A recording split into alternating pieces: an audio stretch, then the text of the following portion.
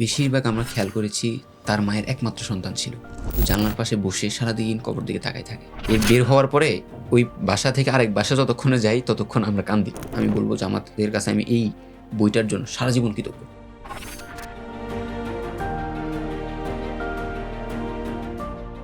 শহীদদের রক্তের উপরে উপদেষ্টা হয়ে এরকম কথা বলছে। মানে এটার ঘ্রাণের উপরে আমি বাঁচিয়ে আছি। তবুও তোমাদের জাদুঘরের জন্য দেশ যেহেতু দেখতে চাই, দেশের মানুষের জন্য এটা আমি দিয়ে দিলাম। রোহিঙ্গা শহীদের ব্যাপারে আমরা যে স্পেশালি আপনি কাজ করেছেন যতদূর জানি, উনি আমাকে চুমু দিয়ে একটা জিনিস দিয়েছে। আমার কাছে মনে হচ্ছে উনি আমাকে পুরো একটা রাষ্ট্র আমার হাতে ধরা দিচ্ছে। বেশিরভাগ পরিবার বলছে আমাদের বাসায় আমার সাথে এসে ডাক্তার শফিকুর রহমান চা খাইছে, নাস্তা খাইছে, বসছে। আপনি এত লম্বা বুলেট আপনার নিজের দেশের মানুষের জন্য কেন ব্যবহার করলেন? ওনার ছেলের স্যাক্রিফাইস আমরা মূল্যায়ন করতে পারিনি। তুমি দুঃখিত হইও না। তুমি কি খুবাইবের কথা জানো না? খুবাইব তো শহীদই হয়েছিল। আমার জুলাই অ্যাম্বুলেন্স সাপ্লাই দিচ্ছে। ফিলিস্তিনে গাজায় যেরকম অ্যাম্বুলেন্স আসতে থাকে একটা পরিবেশ। কিন্তু একটা ডাক্তার ওনাকে চিকিৎসা দিয়েছিল, ওই লোকটা জামাত ছিল। খুব ভদ্র, মানে কি বলবো, মানে আমি জানি না শিবিরের সবাই এমন হয় কিনা, কিন্তু আমি পাইছি শিবিরের মধ্যে যাদের শহীদ সবগুলো এরকম ভদ্র। গ্রেফতার হইতে পারবেন না, আহত হইতে পারবেন না, তো কি হবেন? যদি হন শহীদ হয়ে যাবেন।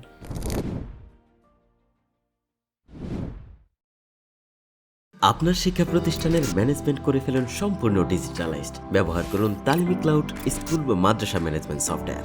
সফটওয়্যারটি সম্পূর্ণ ফ্রি ট্রায়াল নিতে এখনই কিউআর কোড স্ক্যান করুন বা কমেন্টে দেওয়া লিঙ্কের ফর্মটি ফিল আপ করুন।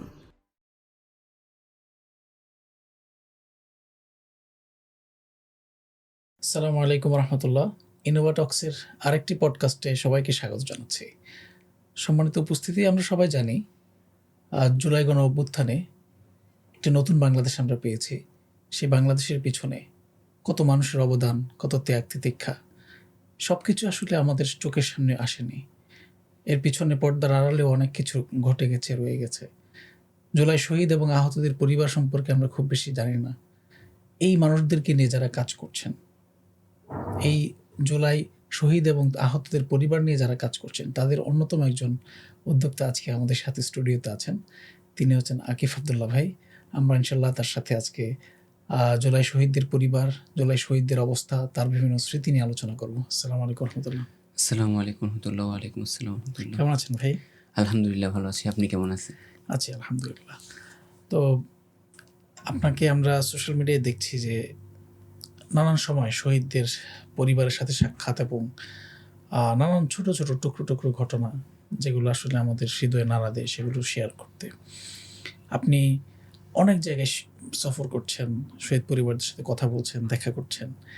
তো এই যে আপনার কাজগুলো আসলে বা চিন্তার জায়গাটা আপনার কিভাবে তৈরি হলো, আপনি এই কাজে কিভাবে জড়িয়ে পড়লেন আসলে?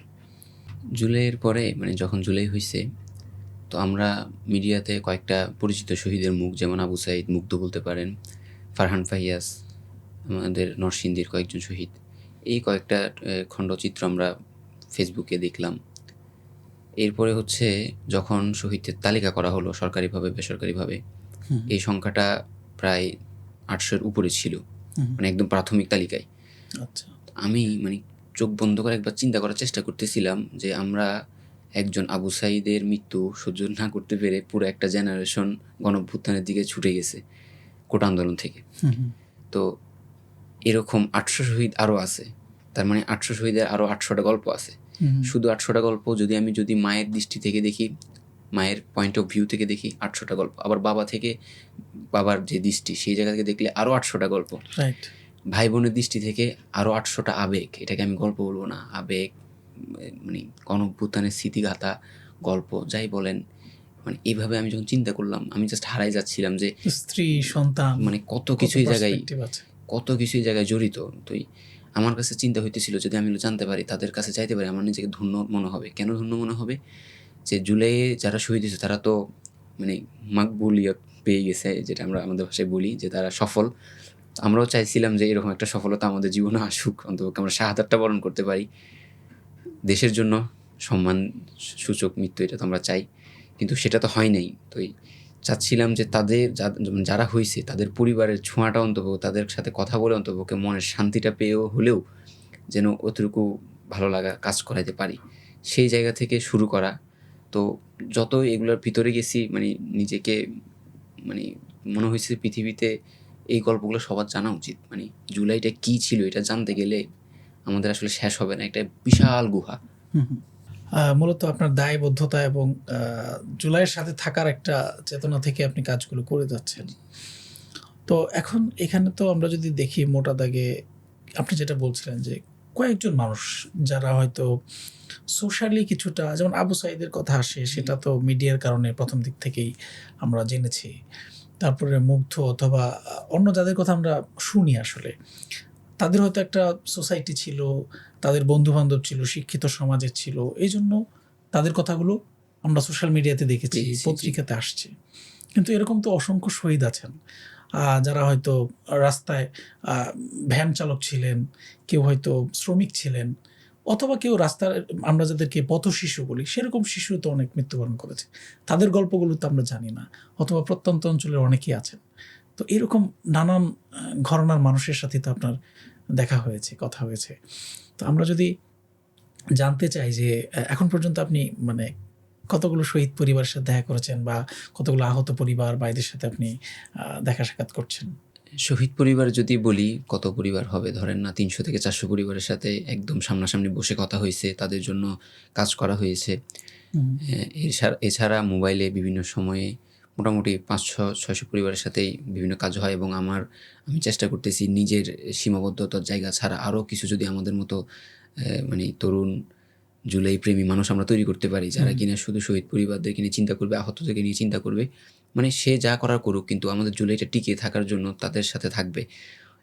এরকম কিছু জুলাই প্রেমী লোক যদি তৈরি করতে পারি, তো এই তৈরি করার অ্যাঙ্গেল থেকে অনেকের সাথে, শহীদ পরিবারের সাথে কানেক্ট করি। আমরা পুরো বাংলাদেশব্যাপী একটা চাচ্ছি যে সবার সাথে মানুষ থাকুক, তাদের সাথে কেউ কথা বলুক। কারণ আমি একটা যদি আপনাকে পয়েন্ট বলি, এই জুলাই কিন্তু বেশিরভাগ যারা যুবক শহীদ হয়েছে আর কি, ছেলে, বেশিরভাগ আমরা খেয়াল করেছি তার মায়ের একমাত্র সন্তান ছিল।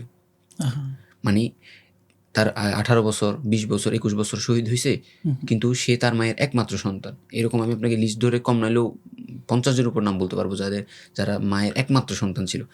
তো এই একটা ছেলেকে হারাই এই মাটা এখনো মানে সোজা হয়ে দাঁড়াতে পারে না, আমরা যেটা দেখছি ওখানে গিয়ে। তো আমরা চেষ্টা করতেছি তাদের কাছে গিয়ে যদি আমরা 10 মিনিট কথা বলি, ওরা অনেক খুশি হয়ে যায়। মানে আপনি চিন্তা করতে পারেন, একজন খোঁজ নিচ্ছে, কথা বলছে, অনেক খুশি হয়ে যায়। মানে তারা মানসিক শান্তি পায়, ছেলে আসছে এরকম মনে করে। তো এই জিনিসটা যাতে সব শহীদ পরিবার পায়, এই জিনিসটা আমরা চেষ্টা করতেছি। তো ওইভাবে বলতে পারেন আস্তে আস্তে আমরা সব শহীদ পরিবার পর্যন্ত রিচ করার চেষ্টা করতেছি ইনশাল্লাহ।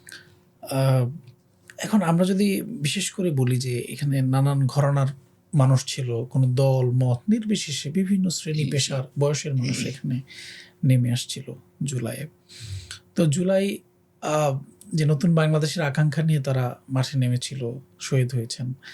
তো তাদের আকাঙ্ক্ষা তো আমরা আসলে পূরণ করতে পারিনি, বহুলাংশে বলা যায় খুব কমই করতে পেরেছি আসলে।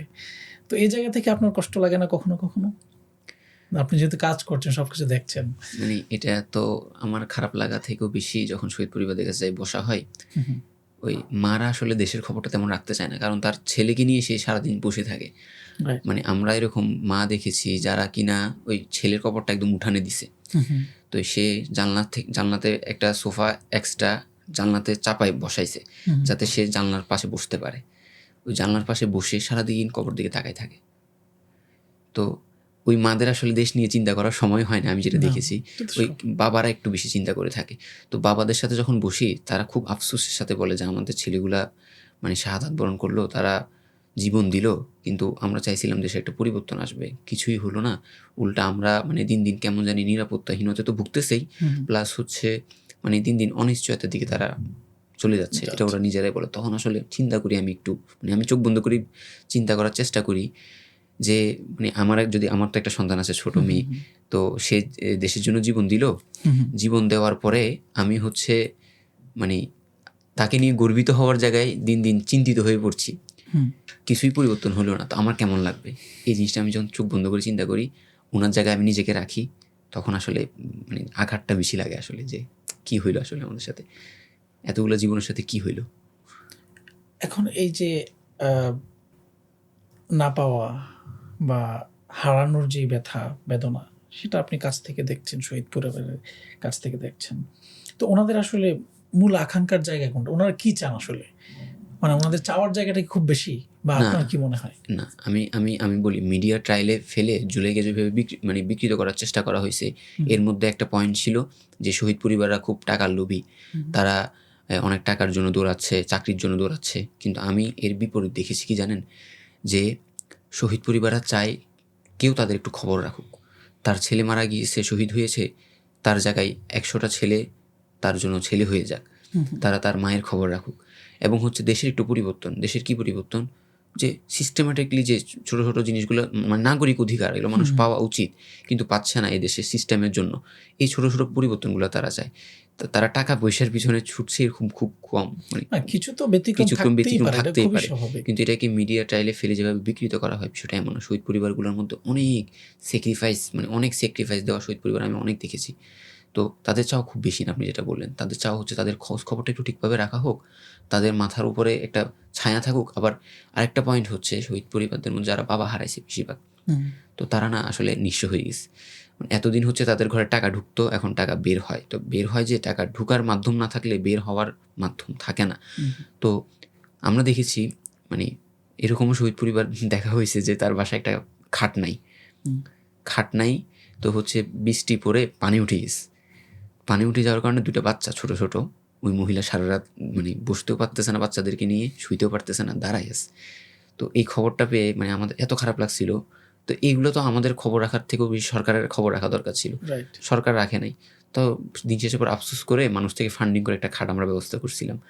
তো এরকম মানে ওই চাওয়ার জায়গাটা অনেক বেশি না, যে তাদের মাথার উপর থেকে ছায়া যেটা সরে গেছে, বটগাছটা সরে গেছে, তো তাদের মাথার উপর কেউ ছায়া হয়ে দাঁড়াক। এবং সেটা তো রাষ্ট্রই হওয়া উচিত ছিল, অবশ্যই। তো রাষ্ট্র হইতে পারে না, এটা তাদের ব্যর্থতা, এটা মানে তাদেরকে স্বীকার করতে হবে। এবং এটা আমরা এইভাবেই দেখেছি। তো তাদের চাওয়ার জায়গাটা ওইভাবেই, খুব বেশি না। এখন আমরা যদি, আপনি যেহেতু মাদ্রাসা ব্যাকগ্রাউন্ড আছে, আপনি এই যে এই বেশভূষা নিয়ে কাজ করছেন, তারপরে হচ্ছে মাদ্রাসার একটা ব্যাকগ্রাউন্ড থাকার কারণে আপনি তো বিশেষ করে একটা বিষয় হয়তো খেয়াল করবেন যে আমরা কিন্তু মাদ্রাসা শিক্ষার্থীদের একটা বড় ভূমিকা দেখেছি জুলাই অভ্যুত্থানে। এবং মাদ্রাসা যারা শিক্ষার্থী তারা কিন্তু খুব মানে ফ্যামিলির স্ট্যাটাস খুব বড় ছিল এরকম না, আর্থিকভাবে খুব বেশি স্বাবলম্বী ছিল না। তো আমি যদি স্পেসিফিকভাবে জিজ্ঞেস করি যে মাদ্রাসা শিক্ষার্থী যারা শহীদ হয়েছিলেন বা আহত হয়েছেন, তাদের কি অবস্থা আপনি কেমন দেখেছেন? আসলে শহীদদের গল্পগুলো একটু পরে আনি মাদ্রাসার ক্ষেত্রে।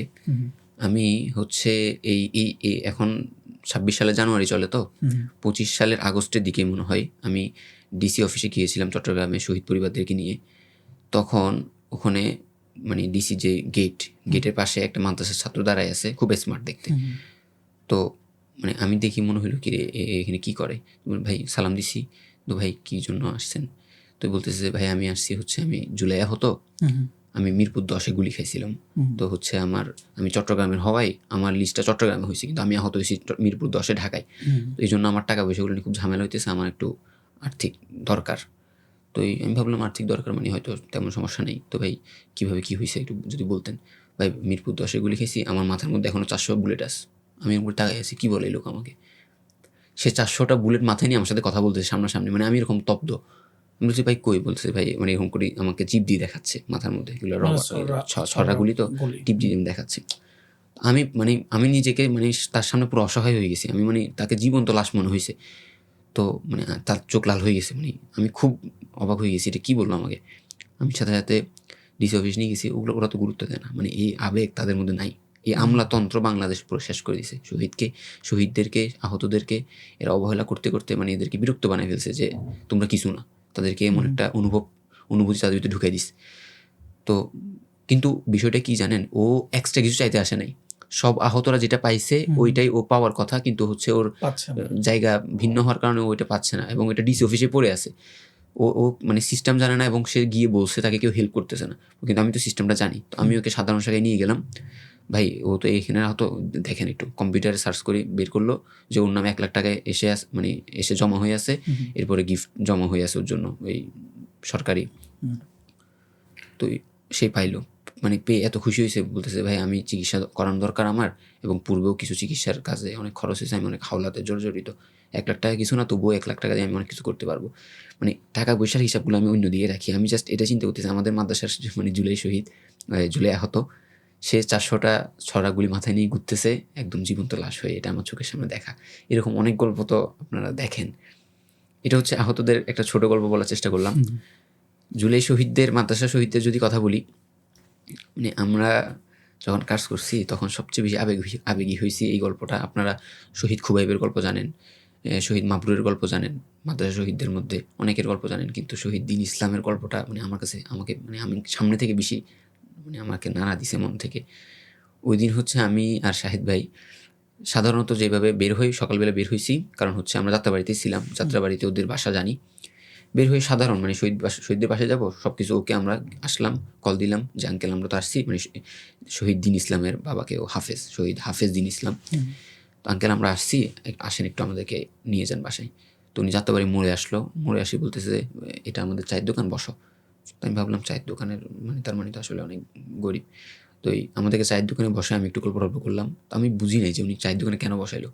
পরে বুঝলাম যে উনি হচ্ছে ওই বাসা একটু মানে জড়জীর্ণ বাসা, ওইটাকে একটু গুছানোর জন্য আমাদেরকে মেহমান হিসেবে নিয়ে যাবে, এর আগে একটু গুছানোর জন্য আমাদেরকে এখানে বসাইছে, চাটা খাওয়াইছে। তো ওই চায়ের দোকানে বসেই এভাবে দেখাইতেছে যে এটা আমার দোকান, এখানে আমার ছেলে কাজ করতো। ও কাজ করতো কারণ হচ্ছে ওর ভিসা প্রসেসিং পাসপোর্ট প্রসেসিংয়ে ছিল, ও বিদেশ যাবে। ও হচ্ছে হাফেজ হয়েছে যাত্রাবাড়ি মাদ্রাসা থেকে, এখানে চা বানাইতো। এখানে এরকম করে আমাকে দেখাচ্ছে যে এই যে চায়ের চামচ নাড়ে না, এখানে চায়ের চামচ নাড়তো। 5ই আগস্ট এখানে চামচ নাড়তেছিল, আন্দোলনের সবাই খাবার দাবার খাওয়াচ্ছিল, আন্দোলনের শুরু থেকে ছিল। তো 5ই আগস্ট এখানে ছিল, আমি বারবার মানা করতেছিলাম বাবার সামনে যাইস না। কিন্তু ও হচ্ছে ওই জায়গা থেকে, ওইটা হচ্ছে ওই যে পার্কটা আছে না, ওই পার্কের ওখানে, পার্ক থেকে ও সামনে গেছে ওই গোল চত্বরটার ওখানে। ওই টাইমেই পুলিশ ফায়ারিং করতে করতে বাইর হয়েছে। এখন ও মানে পড়ে গেছে মাঝখানে পুলিশের, মানে ওরা দৌড়ায় আসছে, তো ও পিছেও যাইতে পারে না, সামনে যাইতে পারতেছে না, পুলিশের মাঝখানে পড়ে গেছে। এখন মানে ওর বাবা আমাকে যেভাবে বর্ণনাটা দিছে, আমি আসলে এটা জীবনও ভুলবো না। বলতেছে যে ছেলে মানে যখন বুঝছে যে আমি ফায়ারিংয়ের মাঝখানে পড়ে গেছি, ও বাঁচার জন্য জাস্ট এরকম ওই যে মানুষ সিলিন্ডার করে না পুলিশের কাছে, এভাবে হাঁটু গেড়ে বসে গেছে। হাঁটু গেড়ে বসে যাওয়ার পরে মানে বুঝছে যে বসে গেছে মানে পুলিশ তাকে কিছু করবে না। সে বলতেছিল মানে আমি ঠিক আছে, আমি সিলিন্ডার করতেছি। তো পুলিশ মানে এরকম গুলি ধরে ধরে সামনে এগিয়ে এসে একদম ধরেন 1.5 গজের মধ্যে চলে আসছে, বা 2 গজ এখান থেকে। তো ও মানে ওনার বাবা যেভাবে বললো আমাদেরকে, প্রথমে হচ্ছে ছড়া বুলেটের যে বোতলটা আছে পুরাটা বাম হাতে মারছে। ওইটা লাশের ভিডিওটা তো আমি অনলাইনে দিছিলাম। এটা পুরাটা একদম বুলেট এরকম ঝাঁঝরা হয়ে গেছে, ভিতরে ঢুকে নাই, নিয়ে চামড়া নিয়ে গেছে গা বাম হাতটা। তো বাম হাত তো গেছে গা, ও এবার ডান হাতে এভাবে দিছে, স্যার প্লিজ মানে আমি মারিয়েন না। সাথে সাথে ওই যে 7.5 mm এর বুলেট, যেগুলো আমরা সাধারণত জানি এক দেশের মানুষ আরেক দেশের মানুষের সাথে যুদ্ধ করার সময় ব্যবহার করা হয়, কিন্তু ওই বুলেটটা আরেক পুলিশ পিছন থেকে এসে ডাইরেক্ট ফায়ার করছে। তো হাত দিছে যে ওর হাতটা এই জায়গা দিয়ে ছিঁড়ে, এটা এদিক দিয়ে ছিঁড়ে বুকে লাগছে, একদম এখানে ঢুকে পিছনে বের হয়ে গেছে। 5.7 mm মানে এরকম লম্বা বুলেটে তো থাকে না, 2-3 জন মানুষও মেরে ফেলে এগুলা। তো ছেলেটা বাঁচে নাই। তো বাবা তো পিছনে আছে, তো বাবা ছেলে কই আসতেছে না, ফায়ারিং এর শুনতেছে, সামনে গেছে। তো পুলিশরাও মোটামুটি একটু সামনে দিয়ে গেছে। তো উনি পুলিশের পিছনে এসে দেখে যে ছেলে পড়ে আছে, হাওয়া করে কাঁদা শুরু করছে। তো পুলিশ আসি ওনাকে ইচ্ছা মতো লাথি মারছে যে এটা তুই ছেলে লই যা। উনি ভ্যান গাড়িতে নিজের ছেলের লাশটা তুলে কোনোরকম লাশটা নিয়ে পাশ কাটছে। উনি মানে আমরা তো শহীদদের বাসায় যাই, তো শহীদদের বাসা আর শহীদের হওয়ার স্পট এক জায়গায় হয় না। তো আমাদের এই হাফেজ শহীদ দিন ইসলামের যেখানে বসে আমাদেরকে এই গল্পটা বলছে এবং স্পটটা একই জায়গায় হওয়ায় উনি আমাকে একদম আঙ্গুল দিয়ে দেখাচ্ছিল এভাবে। উনি যতবার আঙ্গুলটা এরকম চাপ দেয় আমার বুকের মধ্যে চাপ লাগতেছিল যে উনি আমাকে কি বলতেছে, মানে এতটা নরপিশাচ হওয়া উচিত না। তো আমাদের হাফেজ দিন ইসলাম পরে আমাদেরকে যখন বাসায় নিয়ে গেছে, আমাদেরকে পাসপোর্টটা বের করে দেখাইলো, একদম চকচকে, মানে বাংলাদেশের পাসপোর্ট একদম চকচক করতেছে। বলে যে এটা আমার ছেলের পাসপোর্ট, ছেলে তো নাই, রাখি দিচ্ছে। এভাবে চোখের মধ্যে লাল হয়ে আছে। বাবারা কান্দে না, বাবাদের চোখ থেকে পানি বাইর হয় না, আর হৃদয় তো মানে পুরুষ মানুষের হৃদয়। তো উনি দেখাইলো এটা আমাদেরকে, মানে আমি চুপ হই, আমি কিছু বলার নাই আসলে। এমন সময় আমরা বললাম যে কি আছে, তো বলতেছে যে হাফেজ হওয়ার সময় যে পাগড়ি পাইছিল ওইটা আছে, টুপির জুব্বা আছে। যে এগুলো দেন, এগুলো আমরা জুলাই জাদুঘরে রাখবো। তো উনি এগুলো যখন খুঁজতেছে, ওই যে খুঁজতেছে পাচ্ছে না, মানে বাবা পাচ্ছে না, শহীদুল ইসলামের বাবা ওই কাপড়গুলো পাচ্ছে না। কিরে কাপড় কোথায়? কাপড়ে মা মানে মা তো বুঝছে কে আর আসতেছে, আমরা তো বলেছি কলে। তো ওই মা কি ওগুলো আগে থেকে লুকিয়ে রাখছে, দিবে না। তো ওই বাবা যখন বুঝছে যে মার কাছে আছে, ওই মায়ের কাছে গিয়ে বলতেছে যে এগুলো দাও, ওরা জাদুঘরে রাখবে, ওরা অনেক দূর থেকে আসছে কষ্ট করে। তো মা দিতে চাচ্ছে না। তো উনি হচ্ছে পদ্মাশীল যেহেতু, আমরা এক রুমে, ভিতর রুম উনি এগুলো ধরে হাওমা করে কাঁদা শুরু করছে। একটা হচ্ছে আমরা যখন মানে শহীদ পরিবারদের সামনে যাই, মা আমাদের সামনে এসে বসে, অনেক সময় মুখে পর্দা করে, অনেক সময় মুখে পর্দা ছাড়া, বৃদ্ধ বয়স্ক মা। আমরা ওনার সামনে কথা বলি, উনি কান্দে, আমরাও কান্দি। এরপরে চা নাস্তা খেয়ে একটু হাসি খুশি হাসানোর চেষ্টা করি, আমরা একটু ফানি কিছু কথাবার্তা বলি, আমরা এটা দেখছি ওটা দেখছি। এরপরে চলে আসি, মানে ওই এর বের হওয়ার পরে ওই বাসা থেকে আরেক বাসা যতক্ষণে যাই ততক্ষণ আমরা কান্দি, এটা হয় আমাদের সাথে। কিন্তু আরেক বাসা যাওয়ার পরে ওই গল্প আমাদের ভুলে যাওয়া হয়। কিন্তু দিন ইসলামের বিষয়টা আমাদেরকে বেশি কষ্ট কেন দিচ্ছে জানেন? ওনার মাকে আমরা দেখি নাই, উনি ছিল ভিতরে। তো উনি ভিতর থেকে এভাবে কাঁদা শুরু করছে, আমি আপনাকে কিভাবে বলবো, মানে ওনাকে আমি দেখতেছি না, ওনাকে আমি দেখতেছি না, কিন্তু উনি এভাবে কাঁদতেছে, মানে বাচ্চাদের মতো কাঁদতেছে। এবং আমরা বুঝতেছি এখান থেকে, মানে আমরা ইমেজিন করতেছি যে উনি ওই টুপি আর জুব্বাটা ধরে কাঁদতেছে। শাহেদ ভাই ছিল আমার সাথে। শাহেদ ভাই যাত্রাবাড়িতে একটা টেইলার্সে কাজ করে। উনি প্রতিদিন মানে শত শত, যাত্রাবাড়ি তো জুব্বার জন্য খুব ব্যস্ত এলাকা, আপনি জানেন। উনি প্রতিদিন শত শত জুব্বা ভাঁজ করে। কিন্তু উনি যখন পরে অনেক কান্নাকাটির পরে উনি জুব্বাটা এনে সামনে রাখলো, শাহেদ ভাই মানে জুব্বা ভাঁজ করতেছে না, উনি কাঁপতেছে, আর জুব্বাটারে এক ভাঁজ দেয় আর আমার দিকে তাকায়, মানে ওনার চোখ থেকে টপ টপ করে পানি পড়তেছে জুব্বার উপরে। জুব্বাটা মানে ও ব্যবহার করছে অনেক দেরি হয়েছে, ওই হাফেজ যখন হয়েছিল তখনই করছিল। তো মানে শাহেদ ভাইয়ের দিকে তাকায় আমি, মানে শাহেদ ভাই তো আমার বন্ধু, মানে আমি আমার বন্ধুর দিকে তাকাই আর থাকতে পারতেছি না। সেখানে আমি মার দিকে কীভাবে তাকাবো আমি চিন্তা করছি। উনি তো আমাদের সামনে আসেনি। তো এই যে সামনে আসে না এবং ওই কান্নার আওয়াজটা শুনছি, এটা আমার রাতের বেলা এখনও আমার কানে বাজে। এরকম আরেকটা ঘটনা আমাদের সাথে হয়েছিল, আমি যদি একটু বাড়তি বলি। আমরা ফেনীতে গেছিলাম, আপনারা জানেন ফেনী 4 আগস্ট 9 জন শহীদ হয়েছিল, মানে একদম স্পটে এক টানে এক গুলিতে, মানে এক টানা গুলিতে। পুলিশরা তো অ্যাভারেজে গুলি করছে, তো অ্যাভারেজ গুলিতে ধরেন একটা লাগছে, 4টে মিস হয়েছে এরকম। কিন্তু ফেনীতে 4 আগস্ট ওর নাম মনে হয় আওয়ামী লীগের সন্ত্রাসী বাবু কিছু একটা হবে, একদম এরকম লম্বা রাইফেল নিয়ে গুলি করতেছিল। ওই আমরা গেমসে দেখি না রাইফেল, ওই রকম রাইফেল, ওই যে A14 না, ওগুলা একদম দেখতে গেমসের মানে ওই খেলনার পিস্তলের মতনই, কিন্তু হচ্ছে মানে খুব উন্নত মানের রাইফেল আর কি। ওপেন ফায়ারিং করতেছে, ভিডিও আছে, আপনি চাইলে দেখতে পারেন। ওই একই মানে উনি ধরেন আমি উনি বলবো না, ওই জানোয়ার 2 গজ হেঁটে ফায়ারিংয়ে 9 জনকে শহীদ করছে। এবং ওই 9 জনের মধ্যে বেশিরভাগই 18 থেকে 21 বছরের, এবং তারা হচ্ছে বেশিরভাগ মানে মায়ের একদম আদরের সন্তান। মানে আমরা ওই 9টা পরিবারে একসাথে গেছিলাম, তো ওই ফেনীর টাইমটা আমরা পুরো ট্রমার উপর ছিলাম, ফেনীতে আমরা যখন সফরে ছিলাম। এর মধ্যে শহীদ শ্রাবণ, মানে এখন তো একটা ইস্যু চলতেছে ক্রিকেট নিয়ে, আমি একটু এটা অ্যাড করি, কিছু মনে করিয়েন না, যে ক্রিকেট নিয়ে দালালি একটা দেখতেছি আমরা। কিন্তু এই শহীদ শ্রাবণ অফিসিয়াল ক্রিকেটার ছিল, ও হচ্ছে ফেনীতে খুব ভালো লেভেলে, ক্লাব লেভেলে খুব ভালো ক্রিকেট খেলতো। আমরা গিয়ে ওর ব্যাটগুলো ধরে মানে জাস্ট একটু ছোঁয়া দিছি নিজের থেকে সান্ত্বনা দেওয়ার জন্য। ওর হেলমেটটাও বাসায় আছে, গ্লাভস আছে, আমরা গ্লাভসটা আমরা নিয়ে এসেছি। তো এই ক্রিকেটার এবং হচ্ছে চেহারাটা, মানে মায়েদের স্বপ্ন থাকে না তাদের ছেলে মেয়ে খুব উজ্জ্বল সুন্দর হবে, তো খুব সুন্দর চেহারার অধিকারী, মানে শ্রাবণ নামটাই বুঝতেছেন, তার নামের সাথে তার চেহারারও একটা মিল আছে, সুন্দর নাম। তো হচ্ছে যে চেহারাটা খুব সুন্দর, পড়ালেখা তো খুব মেধাবী, এবং এত ট্রফি তার, খেলার যে এরকম না, খেলার বাহিরেও ও বিভিন্ন অ্যাঙ্গেলে অনেক ট্রফি পাইছে প্রতিযোগিতা। মানে একটা মার স্বপ্নের যে ছেলে থাকে, ওই স্বপ্নের ছেলে হচ্ছে শ্রাবণ। তো ওই দিন আমরা শ্রাবণের বাসায় গেছি। তো আমাদের একটা জিনিস আবার আমরা মানে একটু করে চলি, যেহেতু আমাদের শহীদ পরিবারের কাছে যাওয়া হয়, যারা একটু শহীদ পরিবারদের মধ্যে একটু আর্থিকভাবে আগে থেকেই বড় লোক, তাদের সাথে আমরা একটু মানে সাবধানে কথা বলার চেষ্টা করি, যেহেতু তারা একটু বড় লেভেলের হাই ক্লাস। তাদের সাথে কথা বলার সময় আমাদের কোনো মিস্টেক হচ্ছে কিনা এটা আমরা মানে সেটা বোঝার চেষ্টা করি। কিন্তু যারা বেশিরভাগ যারা লো ক্লাস, তারা ওদের সাথে আমরা একদম মানে আমাদের নিজেদের মা, নিজেদের আন্টির মতো যাই, আন্টি কী অবস্থা, আরে আন্টি ভালো আছেন নাকি, এভাবে কথা বলি। কিন্তু আর যারা হাই ক্লাস ওইভাবে একটু একটু মেনটেন করি আর কি। তো ওরা হচ্ছে হাই ক্লাস, তো আমরা ওইভাবে মেনটেন করে খুব ফর্মালিটি নিয়ে বসলাম। আমাদের খুব ভালো নাস্তা টাস্তা দিল, সব ওকে যাচ্ছে। ওর বাবা মানে ওর বাবা এত এত স্মৃতি রাখছে ছেলের, ঘরের পুরো ঘর ভর্তি, আমাদেরকে একদম মানে খাটের মধ্যে পুরো বিছাই দিছে এত এত কিছু জিনিস। তো আমরা সবগুলো একটু ধরে ধরে দেখতেছিলাম এবং কোনটা কোনটা নেওয়া যায়। আমরা তো বেশি কিছু নিতে পারবো না, অল্প কিছু নিবো জুলাই স্মৃতি জাদুঘরের জন্য। তো এই হচ্ছে যে মানে দেখতেছিলাম কোনটা কোনটা নেওয়া যায়। এমন সময় ওখানে ওর আছে, বন্ধু আছে, মানে এই শ্রাবণের বন্ধু, ছোটকাল থেকে ওর সাথে ছিল। আমরা শুরুতে ভাবছি ওর ভাই, কিন্তু ওর ভাই না, কারণ হচ্ছে শ্রাবণ একমাত্র ছেলে ছিল তার মায়ের। আমি শুরুতে আপনাকে বলেছিলাম যে এক মার এক ছেলে বেশি শহীদ হয়েছে, ওই শ্রাবণ ওই তাদের মধ্যে একজন।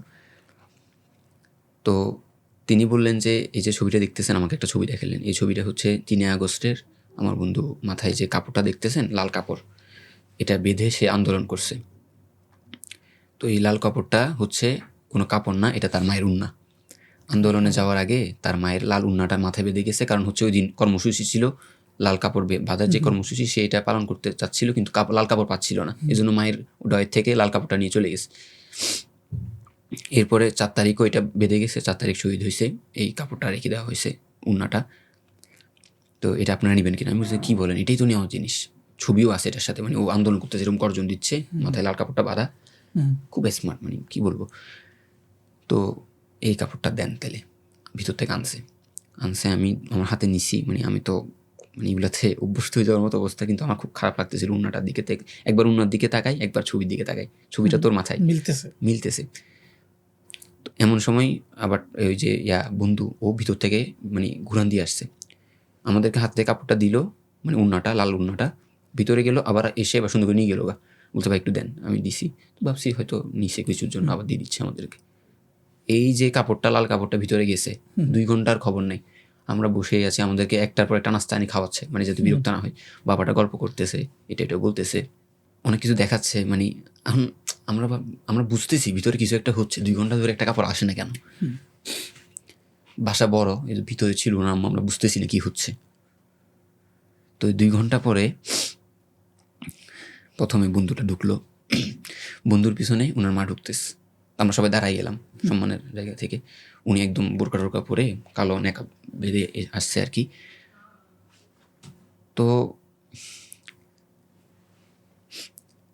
উনার নেকাব যে কালো, ওইগুলো পিছলা কাপড়। তো উনি এই 2 ঘন্টা এতটা কান্না করছে, এই নেকাবটা ভিজে এখান থেকে টপ টপ করে পানি পড়তেছে। মানে স্টিল আমার সামনে যখন আসছে, ওনার এখান থেকে পানি, উনিও একটা যে হিজাব পড়ছে, হিজাবের উপর পড়ছে। মানে আমি কী করবো, আমি পিছাই গেছি। মানে আমি আর শাহেদ ভাই, ওখানে আমাদের সাথে যারা ছিল, পিছাই গেছি আমি, যে উনি হয়তো এটা এবার দিয়ে যাবে গা। মানে আমরা তো চুপ, বাগরুদ্ধ, কিছু বলার নেই। কিন্তু ওরা হচ্ছে শিক্ষিত ফ্যামিলি, তো ওরা আবেগটা বুঝে। তো উনি বললো যে আপনি নেন, হাত থেকে বুঝে নেন জিনিসটা। সামনে আগাইলাম, মানে সাহস হচ্ছে না, আমাকে পিছন থেকে শাহেদ ভাই ঠেলা দিয়েছে, যাও নিও। পিছন থেকে সামনে এসে ওনার সামনে দাঁড়াইলাম। তো আমি যখন সামনে আসছি, তখন বুঝতেছি যে উনি আসলে মানে কী পরিমাণ কান্না করছে, এগুলো সব ভিজে আছে। তো আমার দিকে তাকাই, একবার এটার দিকে তাকাই, বাবা তোমাকে মানে এটা আমি আমানত হিসেবে দিচ্ছি, যদি এটা জাদুঘরে না রাখো, আমার যুবক ফিরে আনি দিও। এটা আমি শেষ 1.5 বছর তখন হয়ে গেছে, এই শেষ 1.5 বছর আমি এটার ঘ্রাণ নিয়ে জীবন মানে পার করতেছি। মানে এটার ঘ্রাণের উপরে আমি বাঁচিয়ে আছি। তবুও তোমাদের জাদুঘরের জন্য, দেশ যেহেতু দেখতে চাই, দেশের মানুষের জন্য এটা আমি দিয়ে দিলাম, তুমি এটা নাও। এটা বলে উনি এটা চুমু খাচ্ছে আর কাঁদতেছে, চুমু খাচ্ছে করে, মানে কাঁদতেছে, কাঁপি হাতের কাঁপতেছে উনি এটাতে চুমু খাচ্ছে। মানে আমি একদম ওনার এক হাত সামনে দাঁড়ানো, আমি কি বলবো, আমি কান্না শুরু করছি। মানে আমি আসলে একটু স্পেসিফিকভাবে যদি আমি যখন শাহেদ ভাই কান্দা দেখি, তখনই আমি বেশি ইমোশনাল হয়ে যাই। মানে আমার সাথে একসাথে হাসাহাসি করি, বন্ধু না, সবসময় দুষ্টামি করি। এই মানুষটা যখন কান্দে, তখন আমি কি, তো ওই শাহেদ ভাই ওই জায়গায় উনি মানে উনি চেষ্টা করে 1-2টা ছবি নেওয়ার, যে আমরা যেহেতু গল্পটা লিখি, যাতে একটা ছবির সাথে ভারসাম্য নিয়ে একটা লেখা যায়। উনি কি ছবি নিবে, উনি মোবাইল রেখে মানে হাওয়া করে কাঁদা শুরু করছে। আমি মানে চুপ হয়ে দাঁড়ায় আছি, কিছু বলার নাই আমার, আমি চুপ হয়ে দাঁড়ায় আছি। উনি এটা আমাকে একদম মানে খুব, মানে আমার কাছে মনে হচ্ছিল ওই আগের জমানায় ক্ষমতা হস্তান্তরের সময় কোরআন শরীফ পতাকা এভাবে চুমু দিয়ে দিত। উনি আমাকে এভাবে চুমু দিয়ে একটা জিনিস দিচ্ছে, আমার কাছে মনে হচ্ছে উনি আমাকে পুরো একটা রাষ্ট্র আমার হাতে ধরা দিচ্ছে, আমি এটা নিয়ে দাঁড়ায় আছি। দায়িত্ব। মানে আমাকে বলে দিছে এটা যদি রাখতে না পারো এটা আমাকে বুঝাই দিও, এটা নিয়ে আমি বাঁচতে চাই। এটা নিয়ে আমি মানে কি বলবো, এটা নিয়ে আমি পিছাই আসছি। উনি কাঁদতে কাঁদতে চলে গেলো। ওই 2 ঘন্টা এরপরে মানে যে 2 ঘন্টা উনি কী করছে, আমি ওখান থেকে বের হওয়ার পরে এখনও চিন্তা করি ওই 2 ঘন্টা উনি কীভাবে কাঁদছে ওইটা জড়ায় ধরি। আমি একটু সহজ করি। আমার বাচ্চা মারা গেছে, মারা যাওয়ার সময় আমার জিনিস মানে আমার একটা কাপড় তার সাথে ছিল, ওই কাপড়টার মধ্যে তার ঘ্রাণ আছে, আর আমি ওই ঘ্রাণটা 1.5 বছর আমার কাছে রাখছি, আমি নিছি, টানছি, এটা এখন আমাকে বিদায় দিতে হবে এই কাপড়টা। এজন্য আমি এটাকে ধরে 2 ঘন্টা ছিলাম। এই 2 ঘন্টা আমি কী করতে পারি আমি এখনও চিন্তা করি। আমি কীভাবে এটার সাথে কান্না করতে পারি, এটার সাথে আমি কীভাবে কথা বলতে পারি, এটার সাথে আমি কী করতে পারি, এটা আমি এখন আসলে বুঝে উঠতে পারি না। কিন্তু আমি এখন চিন্তা করি 2 ঘন্টা কী হয়েছে ওনার সাথে। এবং মানে মনে হয় যে ওনার সাথে মানে আমরা অন্যায় করে ফেলছি, আমাদের পুরো রাষ্ট্রটা অন্যায় করছে, ওনার ছেলের স্যাক্রিফাইস আমরা মূল্যায়ন করতে পারিনি। ওনার ছেলের নামে শহীদ শ্রাবণের নামে একটা স্ট্যান্ড করা হয়েছে চট্টগ্রাম স্টেডিয়ামে। আমি বিপিএল খেলা দেখতে গেছিলাম, এবার না আগের বার। আমি খেলা দেখতে গেছি, খেলা কই দেখবো, আমি শুধু স্ট্যান্ডের নামের উপর তাকায় আছি। মানে আমি তো ওর বাসা দিয়ে ঘুরে আসছি, আমি জানি ওর আবেগটা।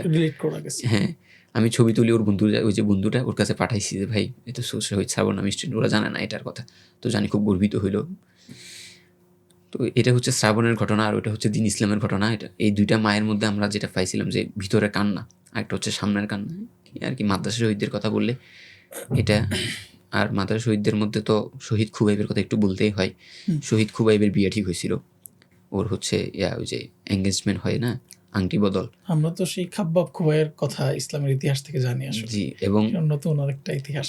এবং খুবাইব শহীদ হওয়ার আগের দিন 4 তারিখ রাতের বেলা তার মাকে বলতেছিল যে আমি যদি শহীদ হয়ে যাই তুমি দুঃখিত হইও না, তুমি কি খুবাইবের কথা জানো না, খুবাইব তো শহীদই হয়েছিল। এই একদম এই সেম এই কথাটা বলছিল, আপনি পরিবারের সাথে কথা বলে এখনও জানতে পারেন। খুবাইব তো শহীদই হয়েছিল। এভাবে বলে যদি আমি শহীদ হই তুমি দুঃখিত হইও না, এভাবে বলি 5 তারিখ গেছে, এরপরে তো শহীদ হইলই। এবং তার পরিবারের সাথে আমরা যখন দেখা করছি, তার বাবা হচ্ছে বৃদ্ধ মানুষ, ভাই আছে, ভাইয়ের সাথে দেখা করছি, ওনারা মানে মনে হয় যে দুনিয়াতে নাই। ওনারা ঘুরে মানে হাঁটে চলে, কোনো কথাবার্তা নাই, মানে কেমন জানি মানে দুনিয়াতে এরা মানে কেমন জানি মানে নাই হয়ে গেছে এদের জম্বির মতো, মানে দুনিয়ার কোনো খোঁজখবর নাই। আমরা আসলে শহীদদের তো অনেক, আমরা যদি ক্যাটাগরাইজ করি বয়সের, শ্রেণীর, পেশার, নানান ধরনের নানান শ্রেণীর মানুষ এখানে আছে। তো আপনারা তো এই সমস্ত শহীদদের মধ্যে কেউ কেউ হয়তো আপনি যেটা বলছিলেন একটা খুব ভালো ফ্যামিলির, ভালো বলতে আমি বোঝাচ্ছি যে সম্পদের দিক থেকে বড়লোক ছিল, ধনী ছিল, ফ্যামিলি ভালো। আপনারা এরকম একবারে শ্রমিক লেভেলের বা রাস্তায় কাজ করতেন অথবা বাড়িঘর খুব বেশি ছিল না, এরকম কাদের সাথে দেখা করছেন বা এরকম কোনো? এরকম মানে এরকমই বেশি দেখা করছি বেশিরভাগ, কারণ জুলাইয়ে জীবন দিছি বেশিরভাগ গরিব ঘরের মানুষগুলা, বেশিরভাগ। অন্তপক্ষে এটা বলতে পারেন 18 জুলাইয়ের থেকে শুরু করে, বা 18 জুলাই না বলি 19, একদম আলাদাভাবে 19 জুলাই থেকে 5 আগস্ট পর্যন্ত বেশিরভাগ যারা শহীদ হয়েছে বেশিরভাগ আমজনতা গরিব। তো আমরা হচ্ছে যাত্রাবাড়িতে একটা শহীদের বাসায় গেছিলাম, শহীদ মুনতাসির রহমান আলিফ। তো ওর বাসার ওর মানে সব কথাবার্তা শেষ করে ওর বাবাকে জিজ্ঞেস করলাম আশেপাশে আর কোনো শহীদ পরিবার আছে কিনা, মানে আমাদের লিস্ট আর নাই, এই জন্য তবুও যেহেতু অনেক সময় থাকে ওই ঠিকানা এক জায়গায় দেওয়া থাকে, এখানে আছে কিনা। উনি বলছে যে এখানে একটা এই গলি দিয়ে যাই, ভিতরে টিন সেটের বাসার দিকে ঢুকবা, এদিকে আছে। আমরা ধরে গেছি। তো যাওয়ার পরে তো মানে আমরা পাচ্ছিলাম না বাসাটা, কারণ হচ্ছে যে সব কিছু একদম নর্মাল, এখানে বাসা পাওয়ার কোনো সুযোগ দেখতেছি না। জিজ্ঞেস করতে করতে পরে অনেক কষ্ট করে পাইলাম বাসাটা হচ্ছে ওই যে টিন সেটের একদম বস্তি, যেটা আমি মানে দুঃখিত বলার জন্য, কিন্তু ওই বস্তির মধ্যেই ওইটা যে অন্য শহীদের বাসা, এটা বোঝার কোনো উপায়ই নেই। তো আমরা বারবার জিজ্ঞেস করতে আপনার ছেলে শহীদ হয়েছে, কেছে হ্যাঁ, কী রে কেমনি কি এই জায়গায় শহীদ? তো আপনার ছেলে কী করতো? ছেলে রিক্সা চালাইতো, শহীদ হয়েছে। আচ্ছা, মানে মা বাবাগুলো আসলে মানে কি বলবো, গরিব ঘরের তো এত আবেগ দিয়ে আসলে করে না। হ্যাঁ, পেট চালাইতে হয়, মানে আবেগ দিতে চলবে না, পেট চালাইতে হয়। এদের ঘরের আমরা যে অবস্থা দেখছি, মানে একটা খাটের মধ্যে বউ, ওই যে শহীদ হয়েছে তার বউ, একটা বাচ্চা, আর শ্বশুর শাশুড়ি এক খাটেই ঘুমায়। আচ্ছা। তো ওই খাটেই আমরা গিয়ে বসছি। তো খাটের নিচে দেখি যে অনেক মানে ময়লাপাতি, ওখানে একদম অবস্থা খারাপ। আমরা যদি মানে রাতে যাইতাম হয়তো বাতিটাও ঠিক মতো চলে কি না, এটা বলার একটা কারণ আছে, আমি আপনাকে একটু পরে বলি। তো আমি জিজ্ঞেস করলাম যে আপনাদের শহীদের গ্যাজেট কত? ওই গ্যাজেটটা উনি জানে না, মানে গ্যাজেট যেটা দিয়ে সরকারি সার্ভারে ও শহীদের নাম আসবে, সার্চ করা যায়। হ্যাঁ, টাকা পয়সা পাইছে কিন্তু মানে কোনো ঠিক ঠিকানা নাই, এগুলো নিয়ে কোনো ধারণা নেই। ছেলে শহীদ হয়েছে, এই মানে গরিব, এতটা গরিব ইয়া দেখছি। তো এই রাতের কথা যেটা বললাম, বাতির কথা, আমরা ব্রাহ্মণবাড়িয়া গেছিলাম যখন। এই গরিবের কথা আসলে কি বলবো, মানে এটা বলতে গেলে, এবং এটা লেখার সময় আমি কেঁদে কেঁদে লিখছিলাম। আমার এখনও মনে আছে, আমি ওনার বাসা থেকে বের যখন হয়েছি, সিএনজিতে বসে বসে আমি মানে কান্না করতে করতে এই গল্পটা ফেসবুকে লিখছিলাম, এবং খুব মানুষ পড়ছে এটাও। গল্পটা মানে কি বলবো, আমরা যে ব্রাহ্মণবাড়িয়া হচ্ছে পানির উপরে, 6 মাস পানির উপর থাকে, চরচর থাকে, আর যখন পানি থাকে না তখন পুরো এলাকা। তো আমরা নৌকা করে ওনার বাড়িতে গেছিলাম, এবং ওই এলাকার মধ্যে প্রায় 5,000-এর অধিক মানুষ থাকে, কিন্তু কোনো গাড়ি নেই। মানে চর তো, এটার ভিতরে কোনো গাড়ি নেই, এখন মানুষ হেঁটে এক জায়গা থেকে এক জায়গায় যায়। তো আমরা প্রায় 1 ঘন্টার পর হেঁটে ওনার বাসায় গেছি। তো আমরা আসরের সময় যাওয়ার ইচ্ছা ছিল, কিন্তু যাইতে যাইতে মাগরিব হয়ে গেছে, মাগরিবের একটু আগে ঢুকছি। তো ওখানে গিয়ে দেখতেছি একটা রুমের মধ্যে বাতিটা টিম করে জ্বলতেছে, কারেন্ট নাই, এই অবস্থা, ফ্যান তো নাই।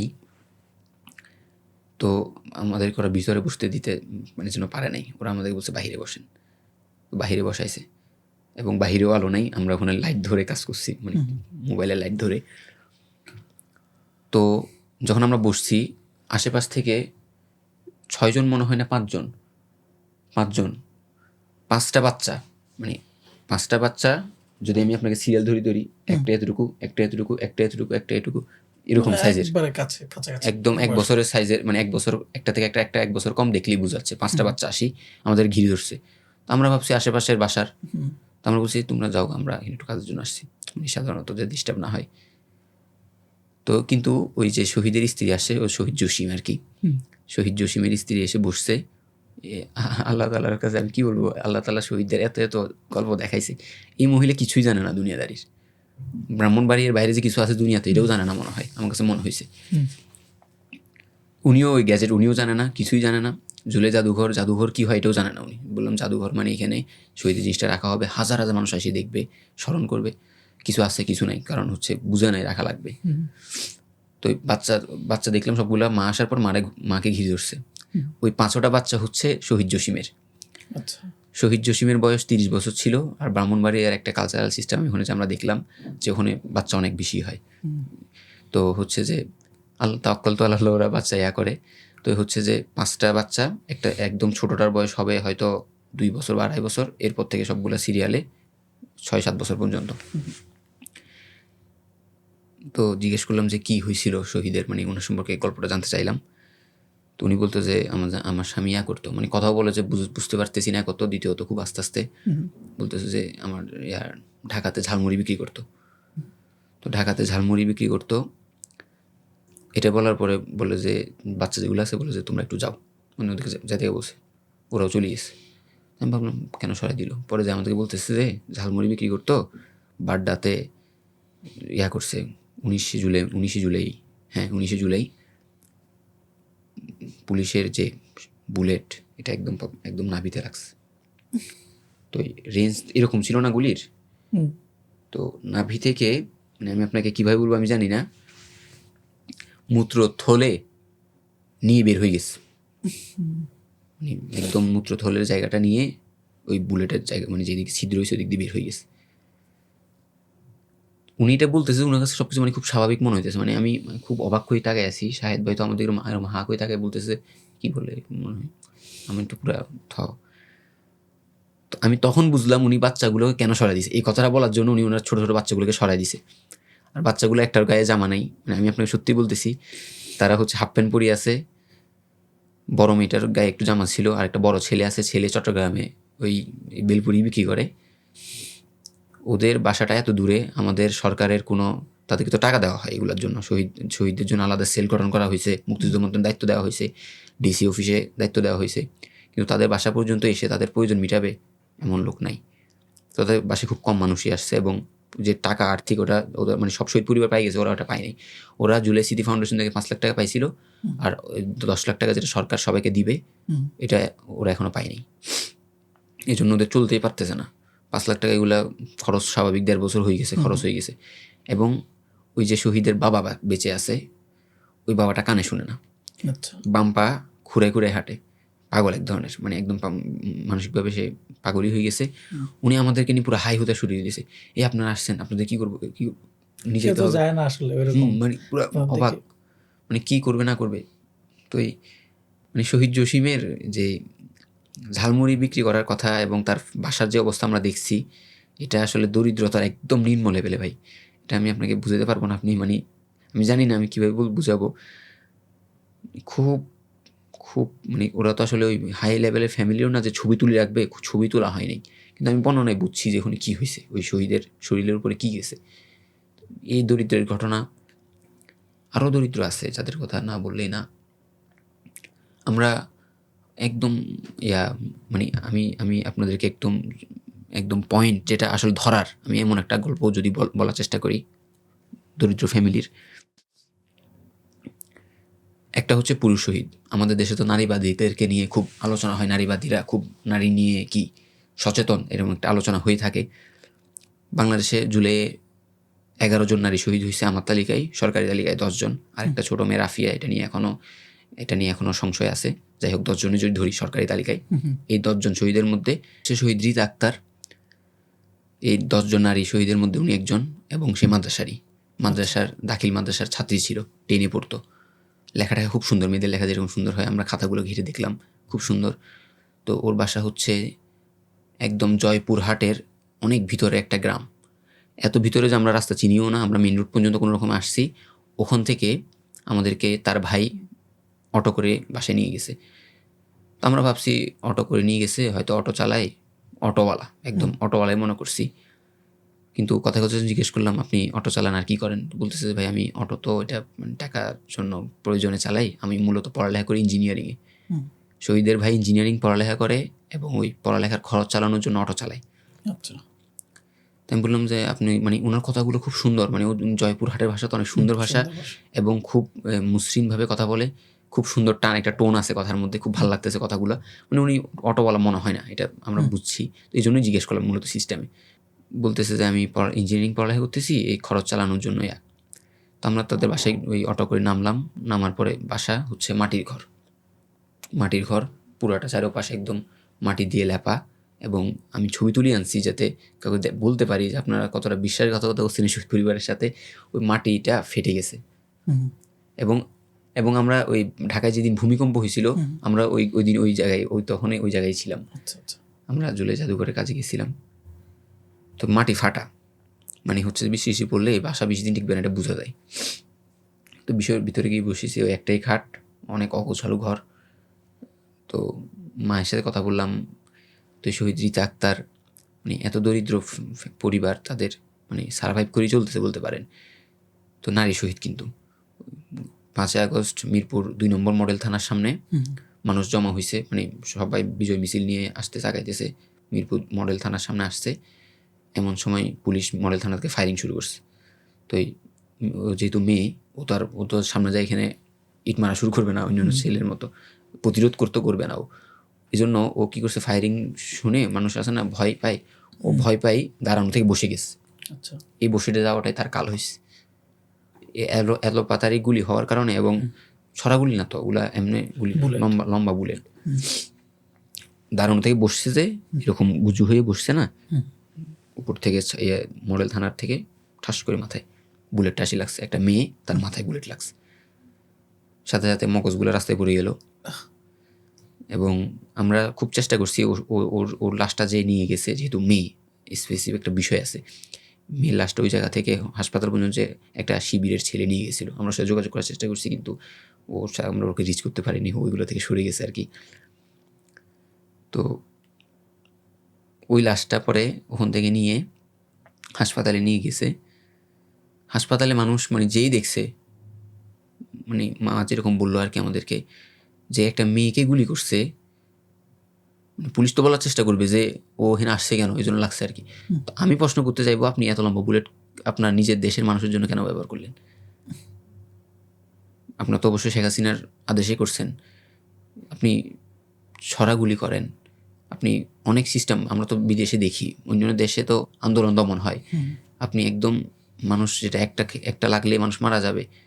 আর আমি এখানে একটা মানে একটু জবাবও দিই, ওরা বলার চেষ্টা করবে যে ওরা তো এই যে পায়ে গুলি করছে এই জন্যই তো বসছে, মাথায় লাগছে।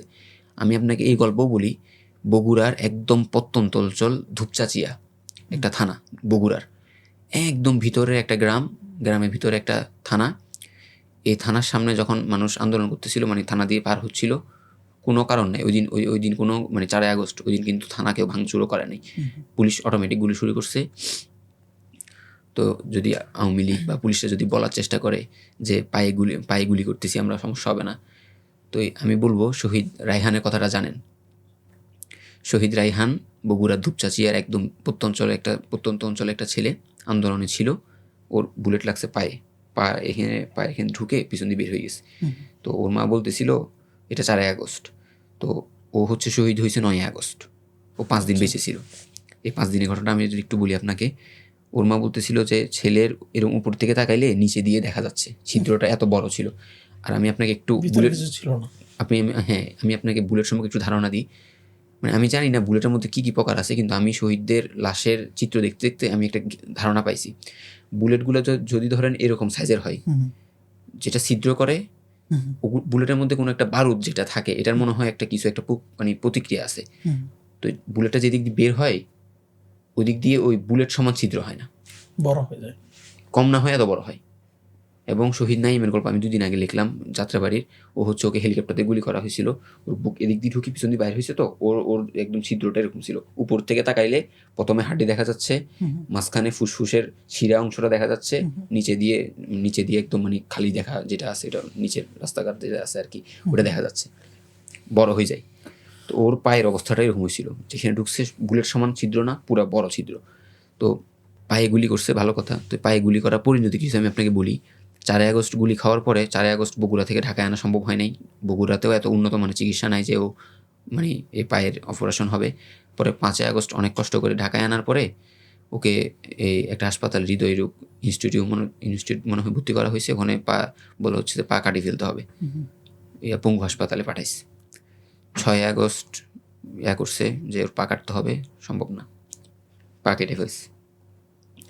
পা কাটার পরে ওই মানে ছবি আছে, ওর পায়ে গুলি লাগার পরে ছবি আছে, পা কেটে ফেলার পরে পা অর্ধেক নাই, এটা নিয়ে বসে হচ্ছে যে মায়ের সাথে কথা বলতেছে, এবং ছবি আছে। তো এই পা অর্ধেক নাই, সুন্দর, খুব স্বাভাবিক। তার মা বলছে যে আমার ছেলে পুরোপুরি সুস্থ হয়ে গেছে। পা কাটিয়ে ফেলার পরে মানে আমরা ভাবছি যে একটা পা ছাড়া ছেলেটা বাঁচিয়ে আছে, এটাই বেশি। কারণ 5 আগস্ট আমরা যখন ঢাকাতে ঢুকছি, হাসপাতালগুলোতে গেছি, এরকমও হয়েছে যে আমরা হাঁটতেছি, আমরা ওই যে মানে রাস্তাঘাটে পানি উঠলে পানি এরকম ড্যাঙ্গায় হাঁটতে হয় না, পায়ের সাথে এরকম ছেঁচড়ে যায়, রক্ত এরকম ছেঁচড়ে গেছি ঢাকা মেডিকেলে। এই বর্ণনা আমাকে, এই সেম বর্ণনাটা আবার দিছিল শহীদ আলিফের বাবা। উনি ওনার ছেলের লাশ খুঁজতে খুঁজতে মর্গে গেছে, ওখানে রক্ত এইভাবে ছিল যে উনি পা এরকম পানির মধ্যে হাঁটা না, পা ওই রক্তের মধ্যে হাঁটতেছে।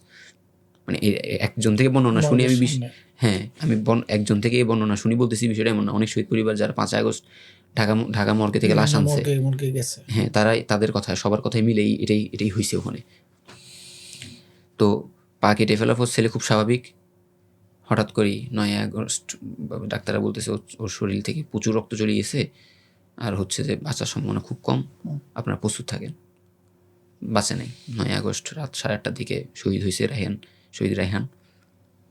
তো মানে আপনি চিন্তা করেন, আপনি ওনার মায়ের জায়গায় যদি আমরা নিজেদেরকে রাখার চেষ্টা করি, ওর মা হচ্ছে প্রথমে ছেলে গুলি খাইছে, পায়ে রক্ত এবং ছিদ্র, এটার দিকে তাকায় 2 দিন পার করছে, 4 তারিখ 5 তারিখ রাতে অনেক মানে এই 2 দিন তো মারা তো আবেগী, তারা কান্না করতে করতে তো শেষ হয়ে যায়।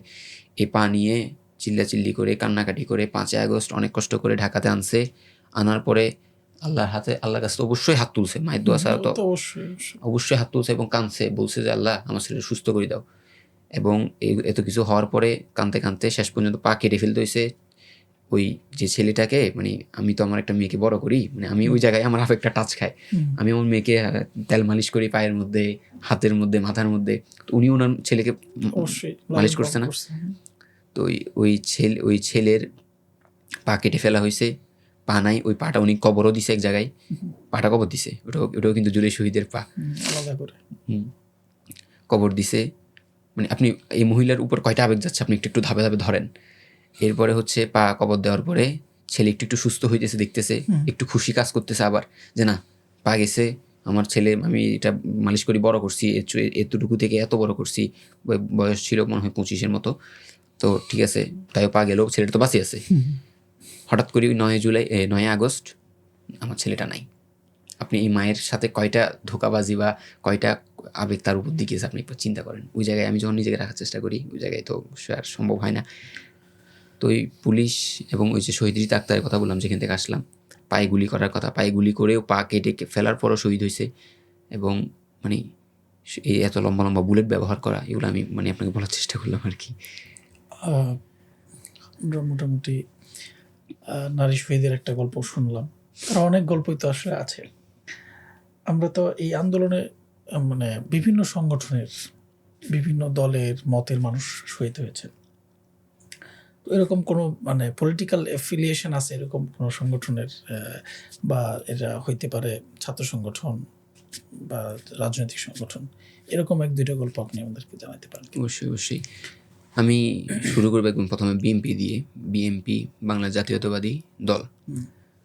তো ওদের হচ্ছে ওরা মানে আমার কাছে মনে হয় আমি একদম সত্যগুলোই বলা উচিত, কারণ জুলাইটা হচ্ছে আমাকে সত্যভাবে বলতে হবে। ওদের কিন্তু জুলাই অনেক শহীদ হয়েছে, কোনোভাবে অস্বীকার করা যায় না। এবং তাদের ছাত্র দলের যে একটা সংগ্রাম এই আন্দোলন, এটা অবশ্যই অস্বীকার্য। তো হচ্ছে যে এর মধ্যে শহীদ জাহাঙ্গীর, উনি হচ্ছে ঢাকা মহানগরের দায়িত্বশীল ছিল, দক্ষিণের মনে হয়, দক্ষিণেরই হওয়ার কথা, মহানগরের, এমনি ঢাকা মহানগরের ছাত্র দলের না, বিএনপির, একদম বিএনপির। বয়স হবে 40-এর উপরে হবে।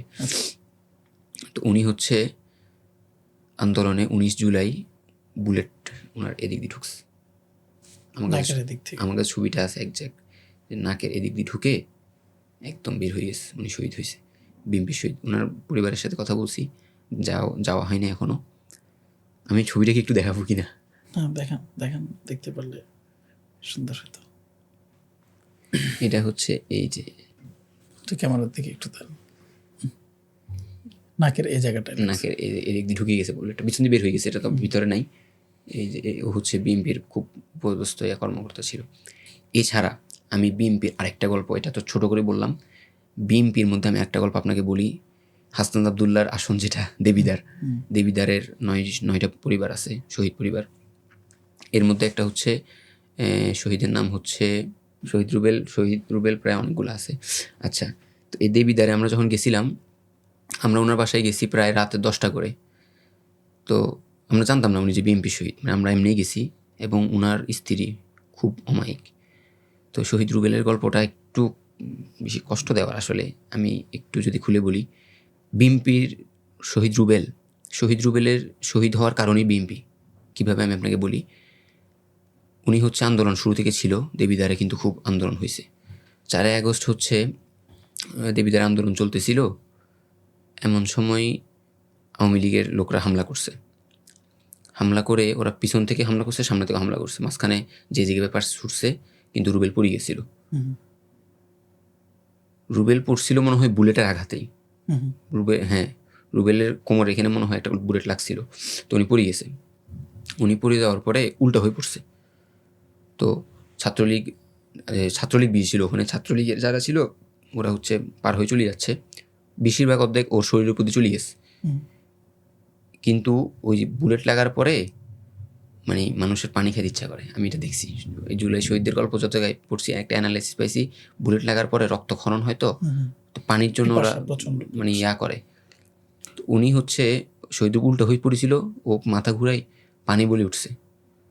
ওই সিরিয়ালে যাচ্ছে না ছাত্রলীগের পান্ডারা, পিছনে যে ও খেয়াল করছে, হাই এটা তো বিএনপির। এই বিএনপির এখানে একজন পড়ে আছে, শহীদ রুবেলকে ইশারা দিচ্ছে। যারা চলে যাচ্ছিল ব্যাগ দিস, হাতে ছিল রড, হাতে ছিল বাঁশ, হাতে ছিল হগ স্টিক, একদম যেভাবে বলছি এইভাবে এগুলোই ছিল, একজনের হাতে একটা, একদম সিসিটিভি ফুটেজটা দেখছি আমরা ওখানের। ওই যে চেহারাটা দেখছে, এবং উনি হচ্ছে এলাকায় বিএমপি হিসেবে পরিচিত ছিল। তুই বিএমপি করস, তুই আন্দোলনে কেন? তুই তো মানে গুলি খাইছে, বাঁচি তো আছে, মানে কোমরে লাগছে বা যেভাবে বাঁচত, কিন্তু না, ওকে ওর শরীরের হাড্ডিগুলো যতক্ষণ টুকরো টুকরো হয়নি ততক্ষণ মারছে ওকে।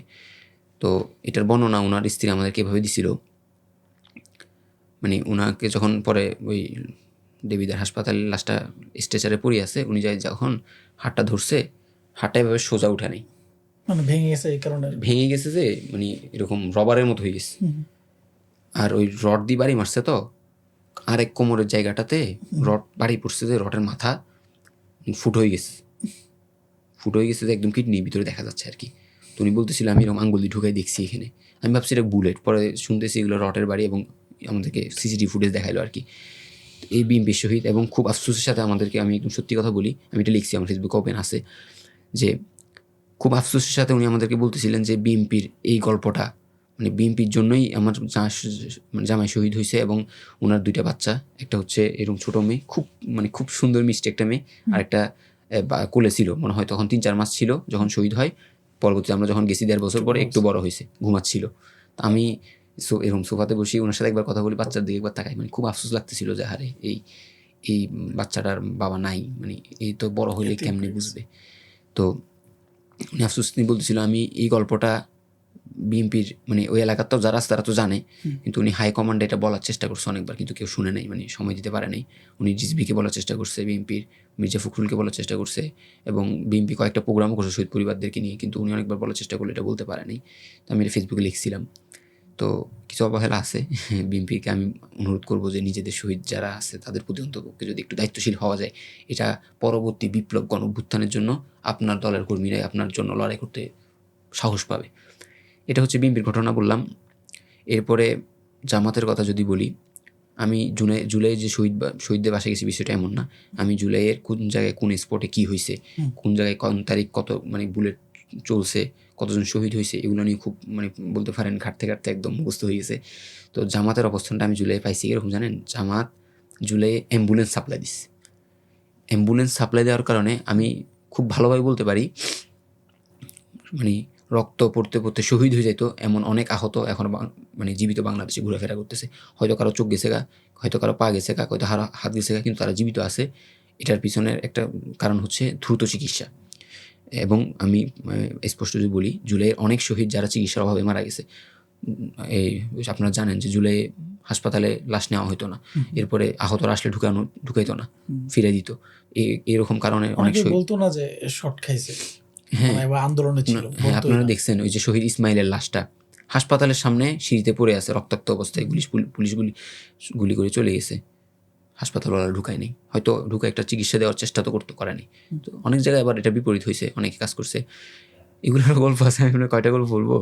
5 তারিখ হয়েছিল, এক সাংবাদিক চট্টগ্রাম থেকে 5 তারিখের লং মার্চ টু ঢাকায় অংশগ্রহণ করেন। সাংবাদিক সে কভারেজের জন্য না, বিপ্লবের জন্যই ঢাকা আসতেছিল। ওকে করছে ফেনীতে ওই মহিপালের ব্রিজের উপর দিয়ে যখন যাচ্ছিল, আওয়ামী লীগের লোকেরা ওখানে করছে, রশি টাঙায় রাখছিল, ফাঁদ আর কি, টান দিছে, ওনার ওই বাইকটা সহ উনি চলে গেছে, উল্টাই পড়ে গেছে, পড়ার পর পাটা সিলার পর ইচ্ছা মতো মারছে ওরে, উনি মানে এমনভাবে একটা ভান্দসনি মরে গেছে। এরপর ওরা চলে গেছে, এরপরে উনি ডাক্তারের কাছে গেছে, কেউ ওনাকে চিকিৎসা দিচ্ছিল না। তখন রাত বাজেও প্রায় 3-4টার মতো, কোনো ডাক্তার নাই, যারা আছে নার্স টার্স কেউ চিকিৎসা দিচ্ছিল না ফেনীর, কিন্তু একটা ডাক্তার ওনাকে চিকিৎসা দিচ্ছিল, ওই লোকটা জামাত ছিল। এরপরে অ্যাম্বুলেন্সের যে গল্প বলছিলাম ওইদিকে না যাই, প্রচুর অ্যাম্বুলেন্স সাপ্লাই দিছে জুলাই। মানে আপনি চিন্তা করেন যে একটা বিপ্লব হইতেছে, এখানে কিছু হচ্ছে, মানে এটা অবশ্যই না। আমরা ঢাকা মেডিকেলে ছিলাম একবারে, ফিলিস্তিনে গাজায় যেরকম অ্যাম্বুলেন্স আসতে থাকে একটা পরিস্থিতি, সেম অবস্থা ঢাকা মেডিকেলে। এই অ্যাম্বুলেন্সগুলো কোথা থেকে আসছে? আমি যখন এগুলো নিয়ে কাজ শুরু করছিলাম, যেগুলো আমি জানার চেষ্টা করতেছিলাম, পরে জানলাম যেগুলো বেশিরভাগ জামাতের লোকরা আন্দোলনে ব্যবহার করছে। এবং পরবর্তীতে তো সাদিক কাইমরা উঠে আনছে যে কফিন মিছিল থেকে শুরু করে অনেকগুলো গল্প জামাতের সাথে ইনকারেক্টেড। আচ্ছা, ওইদিকে এবার শহীদের দিকে আসি। জামাতের সংগঠন ছাত্র শিবির, বা যাই হোক আলাদা যদি বলি ছাত্র শিবিরের শহীদ আছে একদম 16 জুলাই আবু সাইদ শহীদ হইল, এরপরে ছাত্র দলের ওয়াসিম শহীদ হইল, এরপরে 3 নম্বর শহীদ হচ্ছে ফয়সাল আহমেদ শান্ত, ও হচ্ছে শিবিরের ছিল আমাদের চট্টগ্রামের। মানে এই ছেলেটাকে নিয়ে যদি বলতে যাই আমার আসলে আর মানে অনেক লম্বা গল্প। মানে ওনার বাসায় যখন আমি গেছি, ওই টেবিলটা, যে টেবিলটাতে উনি পড়ালেখা করতো, লিখতো, ওই টেবিলটা একদম এখনও রয়ে গেছে। ওই টেবিলের উপরে এরকম এতগুলো ডায়েরি ওনার হাতের লেখা, অনেক হাদিস তাফসির লিখতো। আমি জানি না, আমি শিবি সম্পর্কে আমার শিবি সম্পর্কে ধারণা কম, কিন্তু আমি যেটা বুঝছি এটা হচ্ছে ওনাদের একটা মানে নিয়মই যে আপনাদের প্রতি সপ্তাহে এতটা আয়াতের ব্যাখ্যা করে আনতে হবে। আমি জানি না, এরকমই হওয়ার কথা। আমি আরও শহীদদের বাসায় যখন গেছি শিবিরে, আমি এটা পাইছি, তারা ডায়েরি লেখে খুব, এবং ওখানে এগুলো লেখা থাকে। তো ফয়সাল আহমেদ শান্তের এই অনেকগুলো ডায়েরি এখানে এরকম ওনার হাতের লেখা, আর পাশে হচ্ছে জামাত যে বইটা লিখছে শহীদদেরকে নিয়ে 10 খণ্ডের, আলগানো যায় না এত ভার। এটা একটা ঐতিহাসিক কাজ। মানে আমি যেহেতু জুলাই নিয়ে কাজ করি, আমি বলবো জামাতের কাছে আমি এই বইটার জন্য সারা জীবন কৃতজ্ঞ। যাই হোক, তো এক পাশে ওর হাতের লেখা, আরেক পাশে হচ্ছে উনাকে নিয়ে লেখা। ওই বইয়ের মধ্যে তো ওনার গল্পটা আছে। তো দুইটা একসাথে দেখলাম, মানে রেখে দিচ্ছে ফ্যামিলি।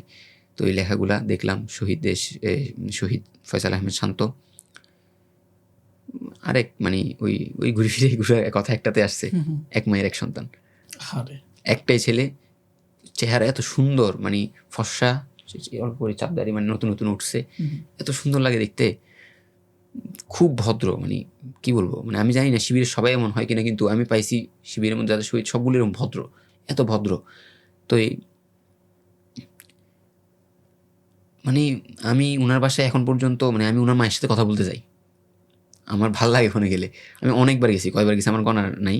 আমি তো চট্টগ্রামে, তো আমার পাশে আমি যাই, যখনই যাই আমি যদি স্টিল এখান থেকে উঠে আমি এখন ওনাকে কল দিই, বলে আন্টি আমি আসতেছি, উনি আমার জন্য একটা নাস্তার একটা ব্যবস্থা করবে। ওইটা ওই যে বিছনার মাঝখানে রাখবে, যে বিছনায় উনি ঘুমাইতো আর কি, এক পাশে আমাকে বসাবে, এক পাশে উনি বসবে, উনিও খাবে, উনি একটু খাবে, আমাকে খাইতে দিবে, এরপরে পুরো টাইম কাঁদবে, পুরো টাইম এখনও। মানে আমি যে বললাম না, এখান থেকে উঠে যাই যদি আমি বসি ওনার সাথে, উনি এখনও কাঁদবে। উনি মানে একটা ছেলে তো বললাম না, ওই একটা ছেলেকে হারায় পাগল হয়ে গেছে। মানে ও যখন শহীদ হয়, লাস্টটা চট্টগ্রাম মেডিকেলে নিয়ে রাখছে, সাথী যারা আছে ওর, ওনার সাথে ব্যাগ ছিল। মানে আমি শিবির সম্পর্কে একটু অ্যানালাইসিস করছিলাম যে ওদের জুলাই অবস্থান কী ছিল। তো শিবির থেকে মানে পরে জানতে পারলাম তাদের নির্দেশনা দেওয়া হয়েছিল যে আপনারা যারা আন্দোলনে যাবেন, আপনারা 2টা জিনিস ছাড়া সব করতে পারবেন। 2টা জিনিস কি? গ্রেফতার হইতে পারবেন না, আহত হইতে পারবেন না। তো কী হবেন? যদি হন, শহীদ হয়ে যাবেন। এটা শিবিরের স্টেকই আছিল, আমি জানি না এটা বাস্তব কিনা, কিন্তু আমি এটা পাইছি। শিবিরের দায়িত্বশীলদের সাথে কথা বলেছিলাম যে আসলে কী ছিল। তো আহত কেন হবেন না? কারণ আপনি আহত হইলে আপনার যারা সাথী আছে ওদের জন্য আপনি বোঝা হয়ে যাবেন, আন্দোলনে ব্যাঘাত ঘটবে। আপনি বন্দী হবেন না, বন্দী হলে আপনি আপনার পরিবারের জন্য বোঝা হয়ে যাবেন। এই জন্য আপনি হয় একদম শহীদ হইতে হবে। তো ফয়সাল আহমেদ শান্ত এটাই হয়েছিল। এবং ফয়সাল আহমেদ শান্তর আইডির বায়োতে এখনও লেখা, যে হৃদয় শাহাদাতের আকাঙ্ক্ষা লালন করে সেই হৃদয় হতাশ হয় না। এবং ফয়সাল হতাশ হয় নাই, জাতিকে হতাশ করে নাই। ফয়সাল ভাইয়ের কাছে আমরা এই জায়গায় কৃতজ্ঞ যে উনি আমাদেরকে হতাশ করে নাই, নিজেও হতাশ হয় নাই, আল্লাহর কাছে চলে গেছে। তার মা তার জন্য প্রচুর গর্বিত, কিন্তু একমাত্র ছেলে তো প্রচুর কান্না করে। আমি কীভাবে বলবো, মানে অনেক কান্না করে। আমাদেরকে ওই করছিল আন্দোলনের সময়, ওই যে শিবিরে যেটা বলতেছিলাম, ওই আরেকটা নির্দেশনা ছিল, ওরা ব্যাগ নিয়ে যাবে, যেহেতু ওরা একটা এক্সপার্ট, আমরা তো যারা সাধারণ আন্দোলন করছি আমরা জানতাম না। তো শিবিরের ফয়সাল আহমেদ শান্ত আন্দোলনে যেদিন শহীদ হয়েছে 16 জুলাই, প্রথম দিন, ব্যাগ ছিল, ব্যাগের মধ্যে ইট ছিল প্রতিরোধের জন্য, টুথপেস্ট ছিল, টিয়ারশেল খাইলে নাকে করার জন্য, একটা গামছা ছিল যে কোনো প্রয়োজনে। তো এগুলো আমাদেরকে দেখাচ্ছিল। ইটটি তো নাই, ওই টুথপেস্টটা আর গামছাটা। টুথপেস্টটা উনি মানে টুথপেস্ট ধরি তো কিছু নাই, কিন্তু ওই টুথপেস্টটা ধরে মুখে এরকম লাগায়, এরকম করে, মানে ওই বাচ্চাদের বলে মানুষ এরকম করে না নতুন, উনি এই টুথপেস্টটা এরকম করতেছে। ওই হাসানিন আমার সাথে ছিল, মানে দুজন পুরা হয়ে গেছিলাম, বৃষ্টি পড়তেছিল বাহিরে, বৃষ্টি, মায়ের কান্না, মানে কেমন জানি মানুষ আছে না, ওই মানুষ রোমান্টিক ফিলে চলে যায়, কিন্তু আমরা ওই আবেগের চলে গেছি। তো এই ফয়সাল আহমেদ শান্তের কথা বললাম, আরেকজনের কথা না বললে নয়, দু একবার বলা হয়েছে। শহীদ মুনতাসির রহমান আলিফ, ওই ঘুরে আবার এক জায়গায় আসেন, এক মায়ের এক সন্তান। তবে এই জায়গায় আরেকটু ভিন্ন, অন্য মায়ের তো মেয়ে আছে, এই ঘরের একটাই মাত্র সন্তান। এবং আমি বলি, ওই আঙ্কেল যিনি মুনতাসির রহমান আলিফের বাবা, ওনার বয়স এখন 70-এর উপর চলে গেছে। মানে উনি আর কোনো দিন তো বাচ্চা তো স্বাভাবিক হবে না। ওনার স্বপ্ন, ওনার যা কিছু ছিল, উনি বাংলাদেশ ব্যাংকে চাকরি করতো উপরে পর্যায়ে, ডিএম না এমডি কি একটা জানি ছিল, রিটায়ার্ড করছে অনেক বছর আগে 2012 সালে। 2012 সাল থেকে ওনার কোনো কাজ নেই, উনি মাসে মাসে বেতন পাচ্ছে, ওই কী বলে পেনশনের টাকা নাকি। তো ওনার কোনো কিছু নেই, দুনিয়া নিয়ে ওনার টেনশন নেই, ওনার টেনশন শুধুমাত্র ওনার ছেলেটাকে উনি বড় করবে এবং কুলে পিঠে করে বড় করতেছিল। এবং উনি আমাদেরকে স্পষ্ট বলছে যে ছেলেটা মাঝখান দিয়ে বিগড়ে যাচ্ছিল, তখনই শিবিরে যোগ দেয়। শিবিরে যোগ দেওয়ার পর আবার লাইনে আসি গেছে, খুব ভালো ছেলে ছিল। আমরা ওর লেখা পাইছি, ডায়েরিতে লেখা, এবং আমি কিছুদিন আগে তার একটা ডায়েরির পিসটাও অনলাইনে পাবলিশ করছি, যেখানে ও হচ্ছে যে 2024 সালে কি কোনো একটা মাসের শহীদ হওয়ার আগে কোনো একটা মাসের কাছ থেকে কয় টাকা নিয়েছিল, মানে ওদের ফান্ডিংয়ের শিবিরে বাইতুল মালের জন্য, ওখানে 10 টাকা 20 টাকা 110 টাকার হিসাব লেখা আছে। 8 জন না 9 জন থেকে মনে হয় 110 টাকা নিয়েছে, ওটা একটা হিসাব লেখা আছে। তো এত হিসাব নিকাশ মানে করতো। তো মুনতাসির রহমান আলিফ, ফয়সাল আহমেদ শান্তর তো বয়স হয়েছে 22 বছর, লম্বা চড়া। মুনতাসির রহমান আলিফের একদম ছোট ছিল, ওর বয়স 16-র মতো ছিল। তো হাদি ভাইকে গুলি করছে না, হাদি ভাইকে তো এখানে গুলি করছে, এদিক দিয়ে বের হয়ে গেছে। হাদি ভাইয়ের চেহারা আমরা উপর থেকে দেখছি ফুলে গেছে, কিন্তু এই জায়গাটা কি অবস্থা হয়েছে আমরা দেখিনি। কিন্তু মুনতাসির রহমানের আলিফের ছবিটা আমার কাছে আছে, যে এদিক দিয়ে যে মানে এরকম ফুরো হয়ে গেছে। এত সুন্দর একটা ছেলে, চেহারার অবস্থা এত ভয়ঙ্কর হয়েছে। শিবিরেরই মানে ইয়া ছিল, আমি আপনাকে একটু দেখাই। প্রথমে এটা দেখেন, এটা হচ্ছে এটা হচ্ছে মুনতাসির রহমান আলিফ। আপনি বুঝতেছেন কি সুন্দর না? খুব দাড়িটা উঠে না কিন্তু ওর। এটা হচ্ছে ওর লাশের ছবি, আমি একটু জুম করে এটা হচ্ছে ঢাকা মেডিকেলের। আমি যদি এই গল্পটা বলি, এই লাশের এই ছবির গল্পটা বলি, বৃদ্ধ বাবা 70 বয়সের উপর, বয়স তো মানে বুঝছেন। তো বৃদ্ধ বাবা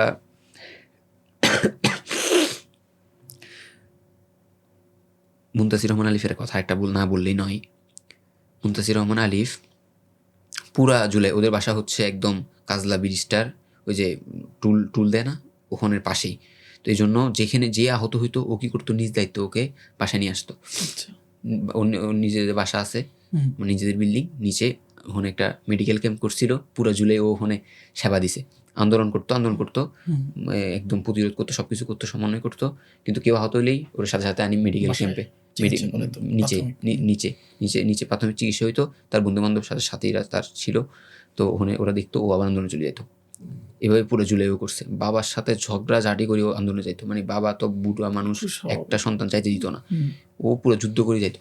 এবং কি 5 আগস্ট সকালবেলা রুমের তালা মানে লাগাই দিছে, তো বলতেছে তুমি যাইতে পারবা না, ঠিক আছে, তাহলে আমি আর কি করবো, শুই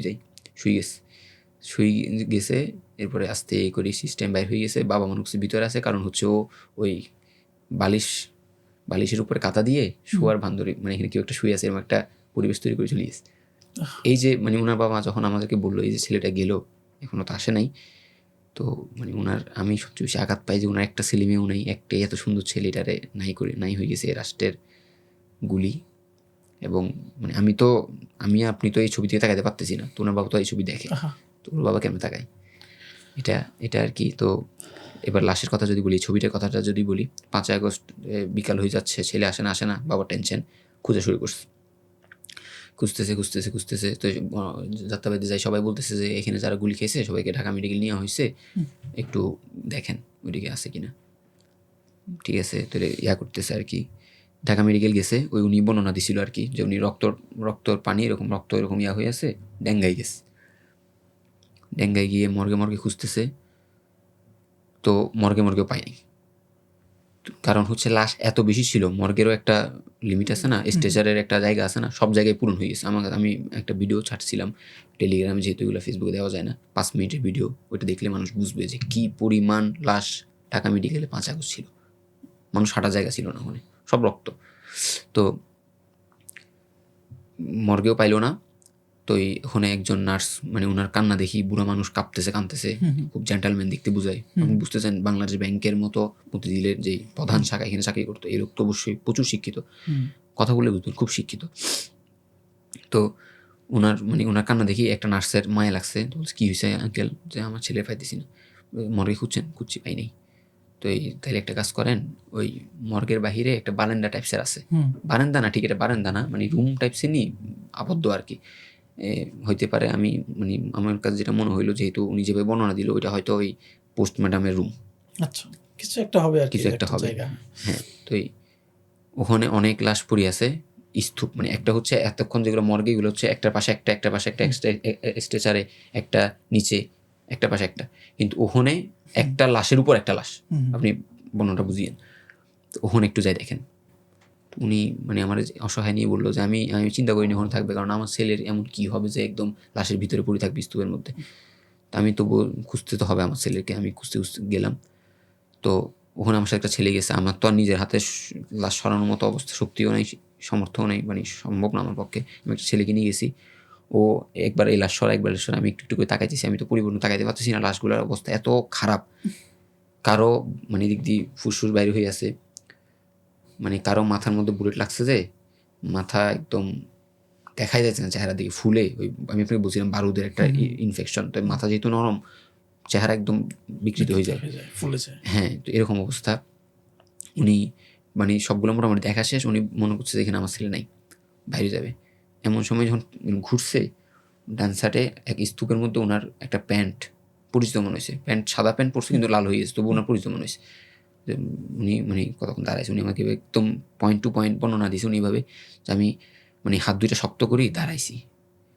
মানে বাবারা তো আবেগ প্রকাশ করে না, কিন্তু উনি আমাকে ওই দিন আবেগ প্রকাশ করে ফেলছে আসলে কান্নার মধ্যে, কান্না করেই বলতেছিল।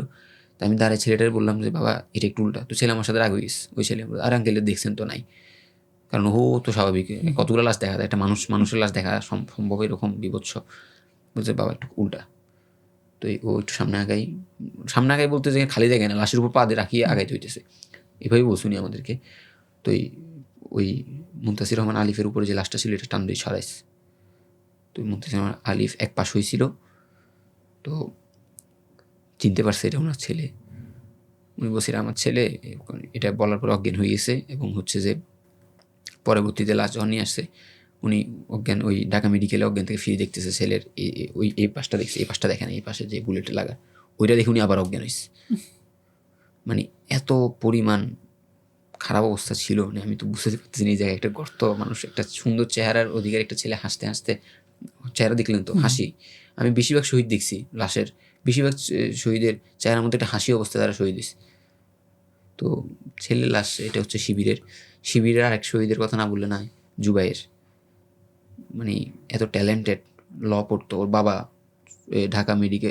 ঢাকা সুপ্রিম কোর্টের জাজ, ভাই বড় ভাই ইমরান ভাই আমাকে খুব ভালোবাসে, উনি হচ্ছে এখন মানে উকিলাতিতে আছে ঢাকা কোর্টে, এবং উনি হ্যাঁ জাভেদ ইমরান ভাই চিনে নিত, এবং হচ্ছে যে ওনার ভাই পড়ালেখা মোটামুটি শেষ, উকিলাতিতে ঢুকবে, প্র্যাকটিসিং টাইপসের চলতেছিল আর কি, যাত্রা বাড়িতে গুলি খেয়ে মারা গেছে, গুলিগুলো এদিক দিয়ে ঢুকছে, হাসি অবস্থায় কি সুন্দর চেহারা। তো ওনার ভাই আবার ওই রক্তাক্ত জুতাগুলো রাখি দিয়েছিল, তো এই রক্তাক্ত জুতা আমরা নিয়ে আসছিলাম। এই শিবিরের শহীদ খুব ট্যালেন্টেড। এখন আমরা তো আসলে এক একজন শহীদ, আপনি যে পরিমাণ শহীদের পরিবারের সাথে মিশেছেন, এভাবে যেমন বলতে থাকি, আসলে অনেক শহীদ, এগুলো আসলে আমাদের ডকুমেন্টেশন করা দরকার, সরকারের তো উদ্যোগ নেওয়া দরকার ছিল, আমরা তো ব্যর্থ, আসলে অনেক কিছুই করতে পারিনি। এখন আমরা যদি অন্য একটা প্রসঙ্গে আসি, অনেকগুলো আলোচনায় তো আসলো, সেটা হচ্ছে যে এই যে শহীদদের স্মৃতি ধরে রাখার জন্য সরকারের কিছু উদ্যোগ আমরা দেখেছি বা কিছু হেল্পও আসলে পেয়েছে।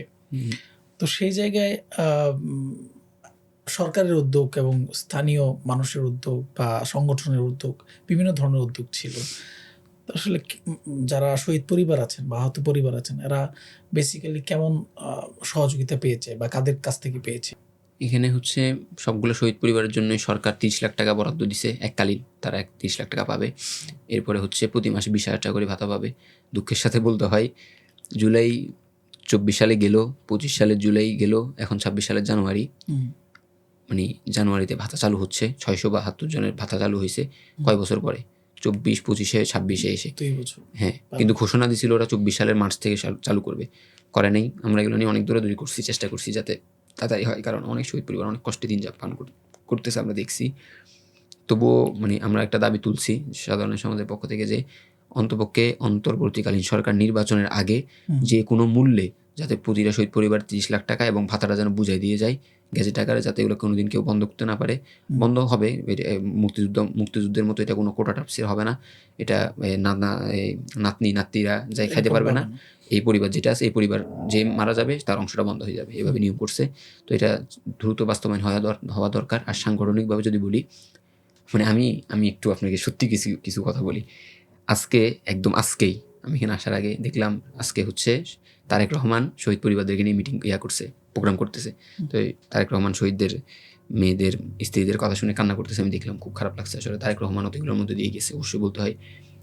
কিন্তু এটা মিডিয়া খুব কভারেজ করতেছে দেখলাম। কিন্তু আমি আপনাকে সত্যি, মানে আমি একদম নিরপেক্ষ একটা দৃষ্টিতে যদি বলি, এখানে শাহেদ ভাই আছে, আপনি জিজ্ঞেস করতে পারেন যে আমরা যতগুলো শহীদের বাসায় গেছি না, এর থেকে বেশি শহীদের বাসায় গেছে এই বৃদ্ধ লোকটা, সেটা হচ্ছে ডাক্তার শফিকুর রহমান। আমরা যে শহীদের পরিবারের বাসায় যাই, ওখানে যে জিজ্ঞেস, মানে বলি আপনাদের সাথে, আপনি যেভাবে জিজ্ঞেস করেন, আমরা কিন্তু ওনাদের কী অবস্থাটা জিজ্ঞেস করি যে আপনার কী অবস্থা, আপনাদের চলতে কষ্ট হচ্ছে কিনা, কেউ আসছে কিনা। তখন বেশিরভাগ পরিবার বলছে আমাদের বাসায় আমার সাথে এসে ডাক্তার শফিকুর রহমান চা খাইছে, নাস্তা খাইছে, বসছে। এটা যে শুধু ঢাকাতে, চট্টগ্রামে এরকম না, পুরো বাংলাদেশে যেখানেই গেছি আমরা, ডাক্তার শফিকুর রহমান, এগুলো মিডিয়া কভারেজ করে নাই। কিন্তু জামাত থেকে একটা ভালো হেল্প শহীদদের জন্য ছিল। এবং আমরা, মানে আমি টু বি অনেস্ট বলি, চরমনায় শহীদ পাইছিলাম 2 জন, ওদের সাথে যোগাযোগ করছি। ওরা বলছে আপনাদের খবর কে রাখে? জামাত রাখে। তো এই বিএনপি শহীদ, আপনাদের খবর কে রাখে? জামাত। যা রাখতেছে। তো এই শহীদদেরকে নিয়ে আমি জামাতের অন্য কোনো কিছুর দিকে যাব না। আমি একটা কই মাদ্রাসার ছেলে, আমি বলবো জুলাই নিয়ে জামাত শহীদদের পাশে যেভাবে দাঁড়াইছে, এটার জন্য আমি তাদেরকে সেলুট জানাই এবং মন থেকে কৃতজ্ঞতা জ্ঞাপন করি। মানে আমি যেহেতু এই লাইনে কাজ করি, তাদের আবেগটা বুঝি। জামাতে যাই খুব ভালো কাজ করছে, আল্লাহ তাআলা তাদের উত্তম বিনিময় দান করুক। এখন আপনারা তো অনেক চেষ্টা সংগ্রাম করেছেন যেন তারা শহীদ পরিবারগুলো পায়, জি, একটা আর্থিক সহযোগিতা পায় বা একটা আশ্বাস পায়, রাষ্ট্রের কাছ থেকে পায়। তো এখানে তো আপনাদের অনেক স্ট্রাগল করতে হয়েছে আসলে, যে কী ধরনের সমস্যা ফেস করছেন এখন পর্যন্ত, যেটা বলা যায় আমাদের কাছে?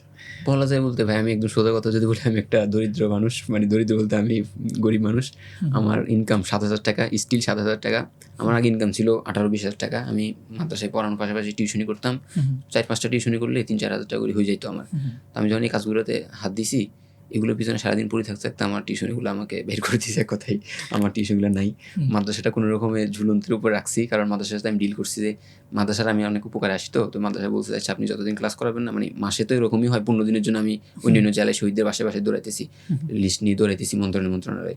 তখন হচ্ছে যে ওই মাসে ওই দিনের যেগুলো যায় না মাদ্রাসায়, ওই দিনে বেতন দেয় না।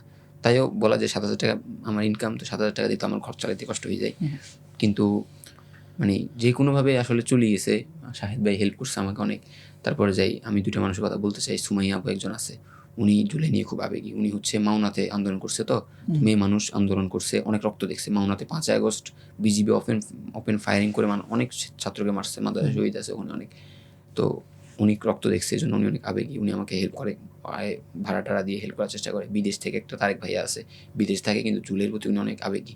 মানে উনি ওখান থেকেই বসে আমার লেখাগুলো পড়ে বোঝার চেষ্টা করে যেখানে কী হয়েছে। তো এই জন্য আমাকে বলে রাখছে যে তোমার যদি কখনো ভাড়া লাগে আমাকে বলবো, আমি তোমার ভাড়াটা অন্তপক্ষে দেওয়ার চেষ্টা করবো। ওনারা আমাকে একটু হেল্প করে, এই জন্য আমি আগাতে পারতেছি। তো এতটুকু আর কি। এখন এই যে কাজ করতে যে ভালো মন্দ অনেক ধরনের অভিজ্ঞতা হয়েছে। যেমন ধরেন যে এমনও তো আছে যে মানে খারাপ অভিজ্ঞতা তো আছে, শহীদদের ফ্যামিলির খারাপ অভিজ্ঞতা তো আছে, যে দেখা গেল যে ফ্যামিলির মধ্যে অনেক ধরনের ক্রাইসিস থাকে। শহীদ তার পিতামাতার সাথে তার স্ত্রীর ভালো সম্পর্ক না, এরকম কোনো ঘটনা, নাম বলা দরকার নাই, জাস্ট জানার জন্য। আমাদের কিছুটা তো আসলে আমাদের একটা কালচারও আছে, আমাদের একটা ছোট মানসিকতারও বিষয় আছে। এটা হচ্ছে, আমি একটা তালিকা করছিলাম, এটা ঠিক আমি না, মানে সবাই মিলে করা হয়েছিল, একটা তালিকা হয়েছিল। ওই তালিকায় 140টা পরিবার ছিল যাদের সাথে শ্বশুর শাশুড়ির সমস্যা। ওই তালিকাটা ওইটার উপরে বেস করে হয়েছিল যে শ্বশুর শাশুড়ির সাথে স্ত্রীদের সমস্যা হওয়ার কারণে টাকা আর্থিক যেই সরকার দিবে, সরকার তো কোনো নিয়মতান্ত্রিকভাবে টাকাগুলো দিচ্ছিল না। তো কে কত টাকা পাবে এটা মানে ঠিক না থাকার কারণে শ্বশুর শাশুড়ি চাই বেশি টাকা পাইতে, স্ত্রীরা চাই বেশি টাকা পাইতে। তো এগুলো নিয়ে খুব ঝামেলা। তো আমরা এগুলো নিয়ে মানে কাজ করছি।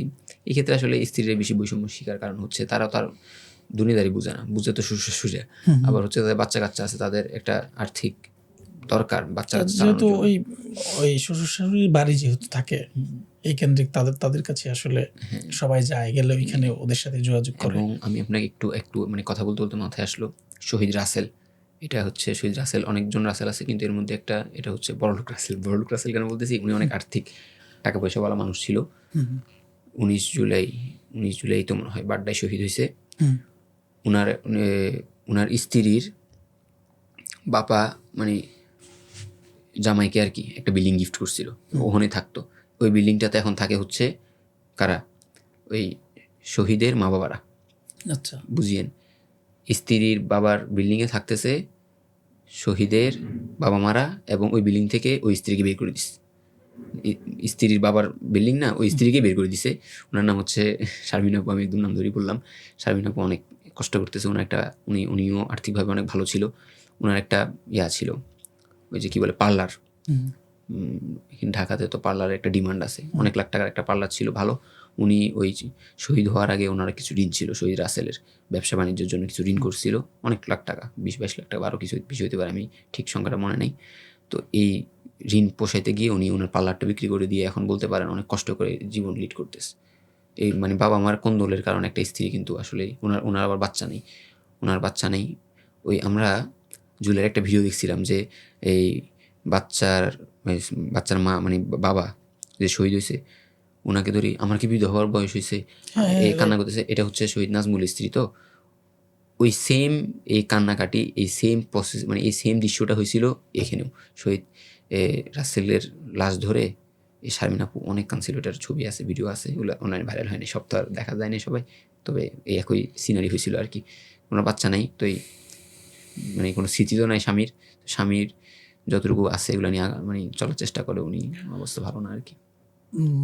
এখন আপনি যেহেতু এই কাজগুলো করেন, অনেক ফ্যামিলি তো আপনার কাছে অনেক ধরনের অভিযোগ বলে, আর্জি করে, সরকারের কাছে কিছু আপনাদের কথাগুলো তুলে ধরেন, দেশের মানুষের কাছে তুলে ধরতে বলে।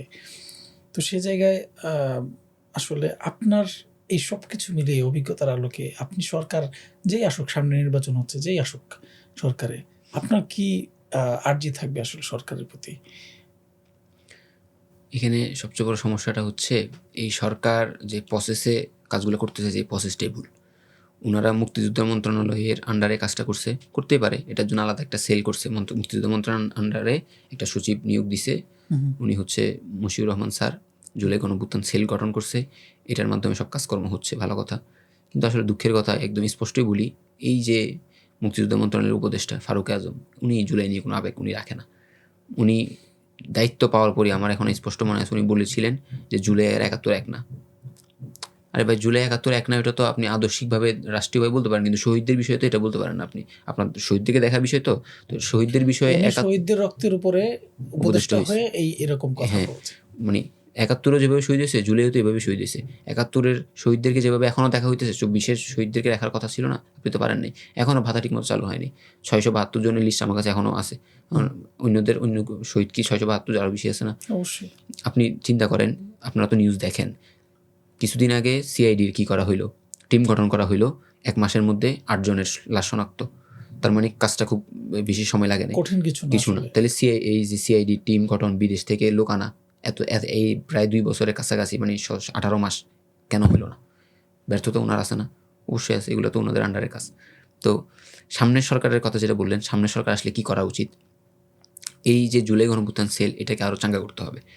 হ্যাঁ, এটা আপনি ওই বেসরকারিভাবে জুলাই স্মৃতি ফাউন্ডেশনের মাধ্যমে যেভাবে চালাইতেছে, জিনিসটা কঠিন। এখানে বেসরকারিভাবে না করে এটাকে একদম পুরোপুরি সরকারি করে, মানে সরকারি তো একটা অলরেডি আছে, জুলাই গণঅভ্যুত্থান সেলটাকে যদি মানে শুধু শহীদদের আহতদের কাজে লাগানো যায়, প্রতিটা জেলায় প্রতিনিধি দিয়ে, তাহলে ভালো হবে। এখন প্রতিনিধি হচ্ছে ডিসি অফিসের কাছে গেলে পাত্তাই দেয় না। আমি শহীদদের কাজে ডিসি অফিসে ধমকি খাইছি, আমাকে করে বেশি কথা বলো, তুমি কি বুঝো? তো আমি তো অসহায় মানুষ, আমি কে? আমি তো কিছু না, আমি তো নাথিং আসলে। তো আমি ধমক খাই, মন খারাপ করে চলে আসছি। মানে আমার কাছে তো খারাপ লাগছে যে আমি বা একটা দেশের মানুষ, দেশের শহীদদের জন্য কাজ করতেছি, আমার গাল খেয়ে দিতেছে। আমার তো এই গাল খাওয়ার কথা না।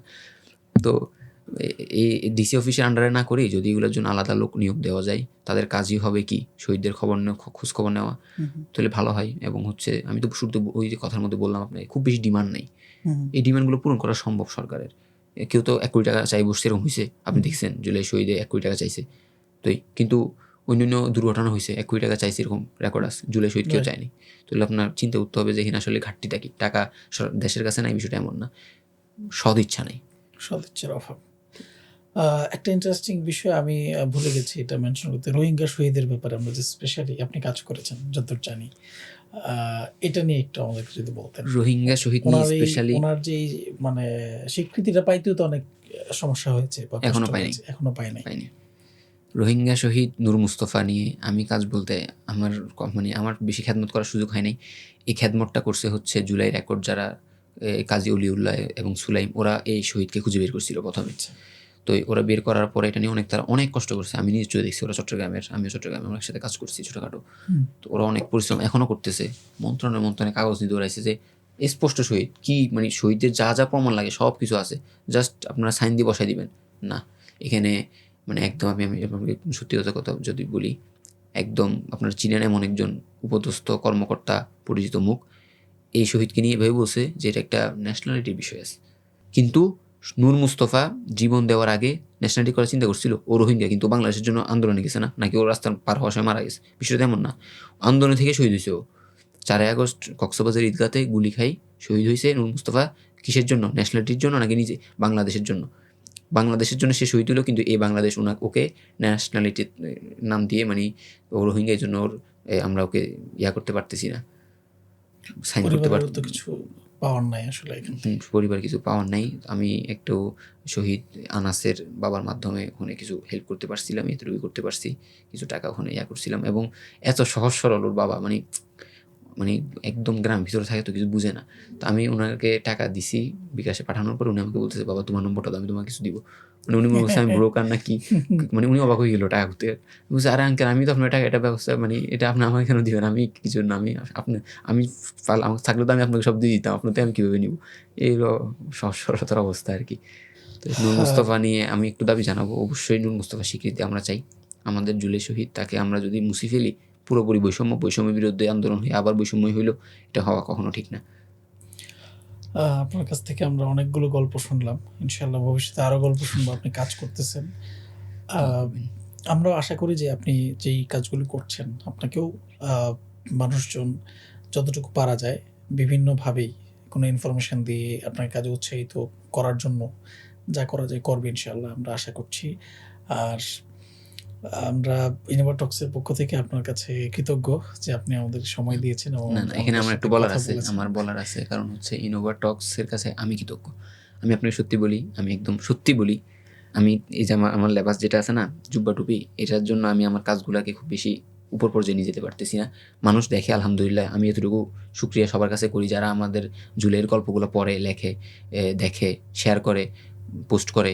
এটার মাধ্যমে তো জুলাইয়ের একটা নতুন গল্প উঠে আসে এবং মানুষ জানতে পারে। এটা অনেক সবার কাছে কৃতজ্ঞ। কিন্তু হচ্ছে রাষ্ট্রীয় পর্যায়ে এটাকে আমি খুব ব্যবহার করতে পারতেছি না, কারণ হচ্ছে এটার আমার দাড়ি টুপি জুব্বার সমস্যা, এটা আমি বুঝি। এটার জন্য আমি অনেক জায়গায় মিডিয়াতেও ফোকাস করা হয় না, অবহেলা একটু শিকার হই। কিন্তু সেই জায়গা থেকে আমি তো সবসময় লেখার মানুষ, আমার আবেগগুলো আসলে লেখার মাধ্যমে বোঝার চেষ্টা করে। কিন্তু আজকে আমি প্রথম জুলাই নিয়ে এত লম্বা এবং এত সুন্দরভাবে আপনাদের ইনোভা টক্সের কাছে এই জন্য কৃতজ্ঞ যে আমি বলতে পারছি, আবেগটা প্রকাশ করতে পারছি। এটার জন্য আমি অশেষ কৃতজ্ঞ, সত্যি বলতেছি। আমি খুবই খুশি হইতেছি যে না, বলতে পারছি, এটা ভালো লাগছে। ইনশাল্লাহ আমরা আবারও শুনবো। অসংখ্য ধন্যবাদ সম্মানিত দর্শক, আপনারা যারা এতক্ষণ শুনেছেন। আসলে এত আবেগঘন এবং আবেগ ধরে রাখার মতো না। আপনি দেখেছেন আমরা অনেকগুলো এপিসোড করেছি, কিন্তু এতটা মানে আবেগতাড়িত হয়নি কখনো। আপনারাও যারা দেখেছেন এই পর্যন্ত, আশা করি যে কারো চোখে মানে জল নাই এরকম বা পানি আসে নাই এরকম কেউ হয়তো থাকবেন না। তো আমরা যারা আছি আমাদের জায়গা থেকে সবাই আশেপাশে যারা জুলাই শহীদ আছেন, আহত আছেন, তাদের একটু খোঁজ নেওয়া দরকার। যারা এগুলো নিয়ে কাজ করছেন তাদেরকে উৎসাহিত করা দরকার। এবং যেভাবে পারি, যে জায়গা থেকে আমরা যেন প্রত্যেকে সহযোগিতা করতে পারি, সেই চেষ্টাটা আমাদের থাকা দরকার। আমাদের সরকারকে, আমাদের বিভিন্ন রাজনৈতিক সংগঠনকে চাপ দেওয়া দরকার, যেন তারা এই জুলাই শহীদদের জন্য, আহতদের জন্য বিশেষ ব্যবস্থা করে এবং তাদেরকে মনে রাখে, ভুলে না যায় যেই শহীদদের কারণে, যে আহতদের কারণে আমরা একটা নতুন বাংলাদেশের স্বপ্ন দেখেছি। আজ একটা সুন্দর নতুন বাংলাদেশ আমরা পাবো বলে প্রত্যাশা করেছি। আমরা অনেক নতুন নতুন জিনিস আমরা পেয়েছি, তাদেরকে যেন আমরা ভুলে না যাই। তো আপনারা আপনাদের পরামর্শ, আপনাদের জানার থাকলে আমাদের কমেন্ট বক্সে অবশ্যই জানাবেন। আর আপনাদের যদি এরকম কোনো গল্প বলার থাকে আমাদেরকে ইনশাল্লাহ জানাবেন, আমরা আপনাদের গল্পগুলো শুনতে যাচ্ছি। এবং সবশেষে আবারও আমরা আকিব আবদুল্লাহ ভাইকে ধন্যবাদ জানাচ্ছি। আল্লাহ আপনার কাজে বরকত দান করুন, আপনার জ্ঞানে বরকত দান করুন, আপনাকে নিরাপদ রাখুন, সুস্থ রাখুন। অনেক ধন্যবাদ ইনোভা টক্সকে এবং ভাইয়াকে। আমি যখন মেসেজ পেয়েছি আপনাদের, আমি অনেক খুশি হয়েছি যে না, আমি একটু বলতে পারবো। আমি শাহিদ ভাইকে বলি যে আমরা যদি এরকম প্রোগ্রামগুলো বা মিডিয়া যদি আমাদের আবেগটা প্রকাশ করতে পারতাম, এটার মাধ্যমে জুলাইয়ের কিছু হইলেও লাভ হইতো, যে হ্যাঁ এখানে আবেগটা মানুষের কাছে বিস্তার হইতো। তো নিজের স্বার্থ নাই, জুলাইটাই সবসময় জীবিত থাকুক, যে আসুক জুলাই জীবিত থাকুক, দুনিয়া উল্টে গেলেও জুলাই জীবিত থাকুক। কারণ এতগুলো মায়ের কান্না, এত বাবার কান্না, এত স্ত্রীর কান্না, এত সন্তানের অনাথ এতিম হওয়া, এটা বিধান যাক। আমিন। আসসালামু আলাইকুম। আসসালামু আলাইকুম। ওয়ালাইকুম আসসালাম।